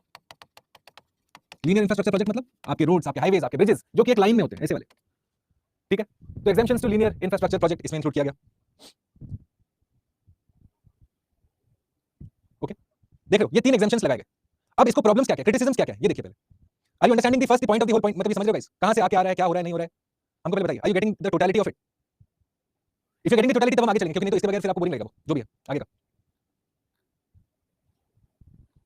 बताइए, repeat point 6 last slide. Okay, the bill initially applies to forest land and expanded to revenue land and other areas. देखिए, अच्छा एक बात बताओ, आपके डिस्ट्रिक्ट में डिस्ट्रिक्ट मजिस्ट्रेट है, आपके डिस्ट्रिक्ट में डिस्ट्रिक्ट फॉरेस्ट ऑफिसर भी होगा, डिविजनल फॉरेस्ट ऑफिसर भी होगा। करेक्ट।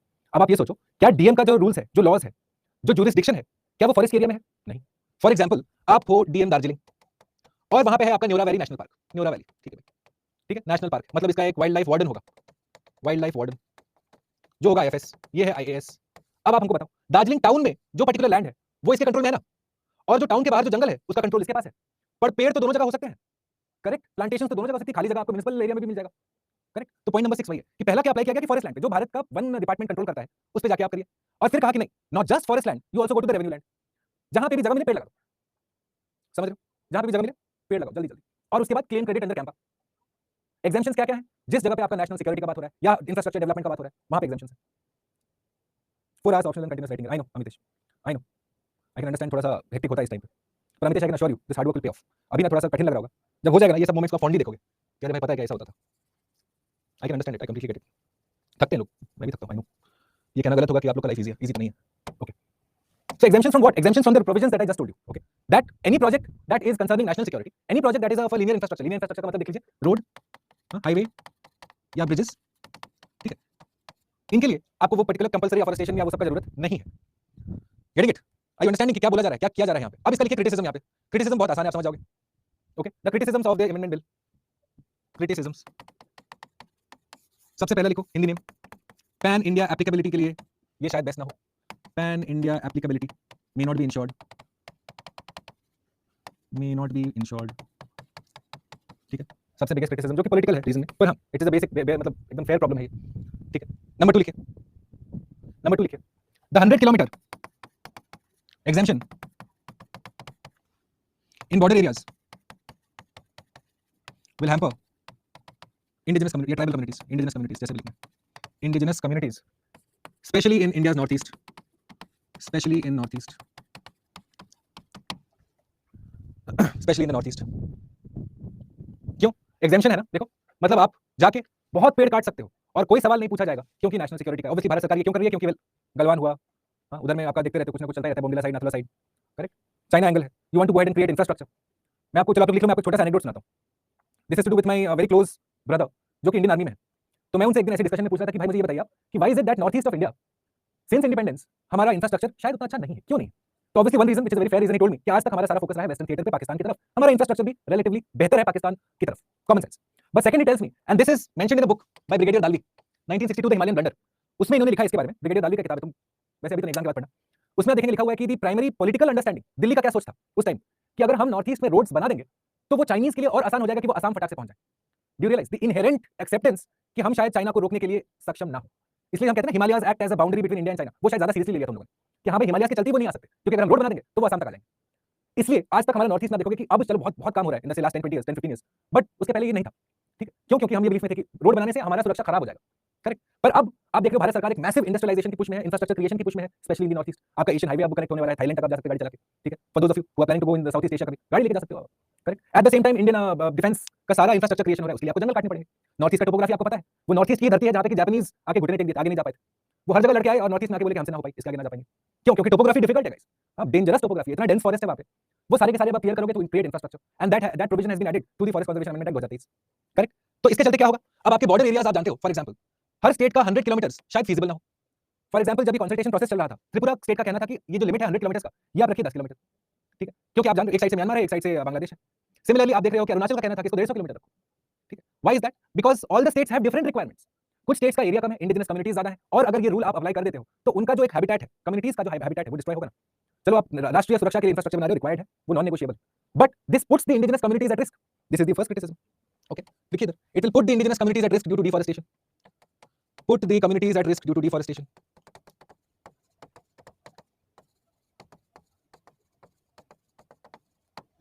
नंबर 3 बहुत की कॉन्सेप्ट है गाइस, आप देखना ना आने वाले दिनों में this is going to be of relevance for sure, okay? Number 3 लिखिए, द बिल, ये इंपॉर्टेंट है, ये इंपॉर्टेंट है, द बिल restricts, लिखिए ऐसे, द बिल restricts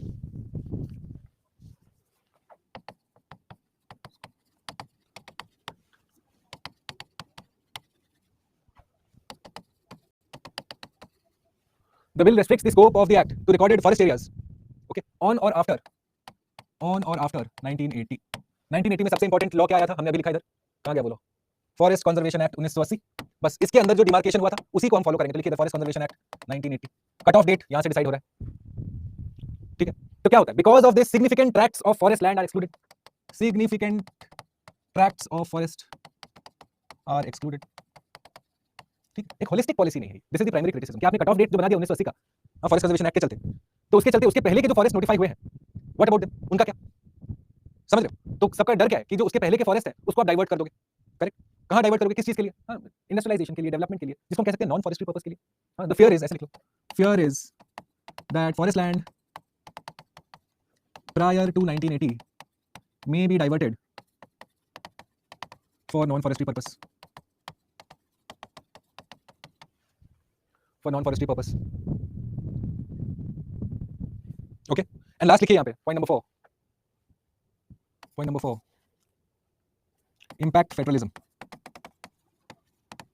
फेडरलिज्म नहीं, फेडरल स्ट्रक्चर, क्या कर रहा हूँ, federal structure, impact federal structure. क्यों भाई? क्योंकि फॉरेस्ट आते हैं कंकरेंट लिस्ट में, करेक्ट? इसलिए तो स्टेट लेवल पे आपका एक मिनिस्टर होता है, फॉरेस्ट मिनिस्टर, फॉरेस्ट आते हैं कंकरेंट लिस्ट में। And the fear is that due to this amendment act of 2023 act, more power with union than states, क्योंकि एग्जाम्पशंस हैं इसमें। प्रॉब्लम वहीं से शुरू होता है गाइस, जहां एग्जाम्पशन दे दोगे ना आप, वहां पे सारी जनता नाखुश हो जाती है, राइटली सो।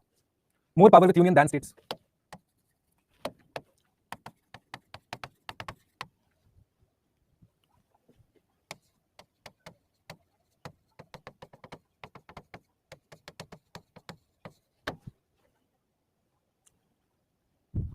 लास्ट स्लाइड में दिखा देता हूं, अब लिखो फिर मैं last slide. My uncle is DFO, very nice जिमिन। कौन से कैडर में है जिमिन? सर ये अटेम्प्ट में कॉन्फिडेंस नहीं आ रहा। अरे अभी तो जनवरी है, अभी किसको कॉन्फिडेंस आता है? जो टॉप करने वाला भी होगा ना उसको भी कॉन्फिडेंस नहीं आता होगा। भरोसा रखो, 6 महीने आपके पास। भारत में ऐसा कोई एग्जाम नहीं है जो 6 महीने अगर रट के नहीं पढ़ोगे तो नहीं निकल सकता। ये तो मैं आपको पर्सनल एक्सपीरियंस से बता रहा हूँ, कोई ऐसा एग्जाम नहीं। मतलब वो स्टेज प्रीलिम्स क्लियर करने के लिए 6 महीने काफी। कोई भी एग्जाम IIM हो, ये IT वाईटी का तो भाई डिफिकल्टी सीन है, पर एटलीस्ट इस लेवल पे आके एनी गवर्नमेंटल एग्जामिनेशन 6 मंथ्स। तो अभी कॉन्फिडेंस आना भी नहीं चाहिए। अभी जिसका कॉन्फिडेंस आता है ना वो अपने आप को झूठ बोल रहा है, क्योंकि अभी सबका सिलेबस इन प्रोग्रेशन है ना। किसी को कॉन्फिडेंस नहीं आता जनवरी में, एटलीस्ट मुझे तो नहीं आता था जब मैं क्लियर करता था। मैं तो आखिरी मोमेंट में बोलता था कि भाई साहब नहीं है इस बार या उस बार। पर आप देखोगे it's to do with question solving. Knowledge level आप सबका ना एक लेवल पे रहता है on the day of the examination. हाँ भाई 5 महीने बहुत है भाई। लास्ट स्लाइड देख लीजिए जो लोग पूछ रहे थे। It is more than enough friends. हम आपको बता रहे हैं, हम आप लोगों से बात नहीं कर पाए हैं कुछ दिनों से क्योंकि भाई सिलेबस इंपॉर्टेंट है। पर ये बात तो मान के चलो कि अगर आपको कोई कह रहा है कि अभी अटेम्प्ट के बारे में सोचो, हाँ ये करो वो करो, अनलेस उस बंदे ने एग्जाम निकाला है तभी आप बात सुनना उसका। कोई ऐसा रैंडम है ना तो उसका बात मत सुनो। ये एग्जाम बहुत स्पेसिफिक है, ऐसा रैंडम एडवाइस से किसी का कुछ नहीं होता इसमें।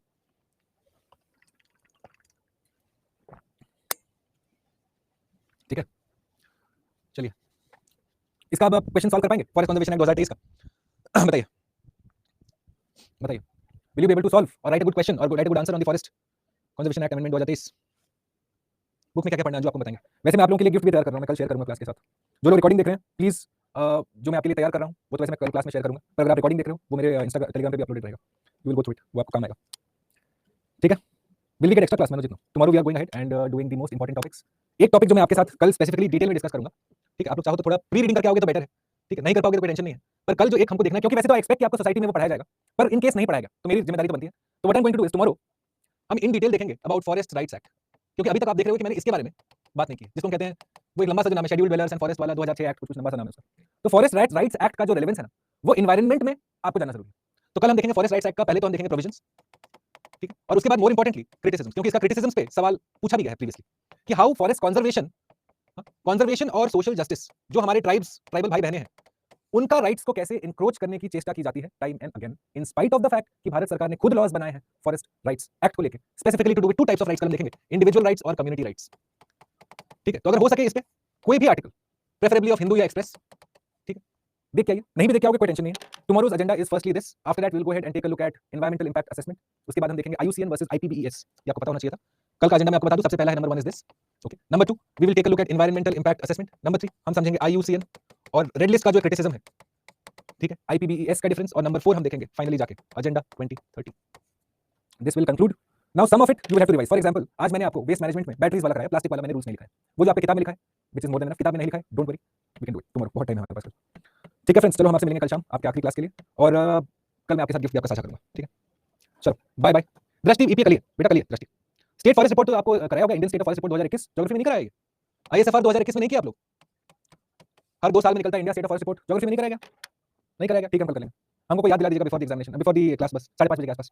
ठीक है, चलो bye bye, thank you for your time, I hope the class was useful. कोई फीडबैक हो तो आप फीडबैक फॉर्म में या मेरे इंस्टाग्राम हैंडल पे पर्सनली भी कम्युनिकेट कर सकते हैं। मैं आपसे मिलूंगा कल आपकी आखिरी क्लास में 6 बजे। बाय।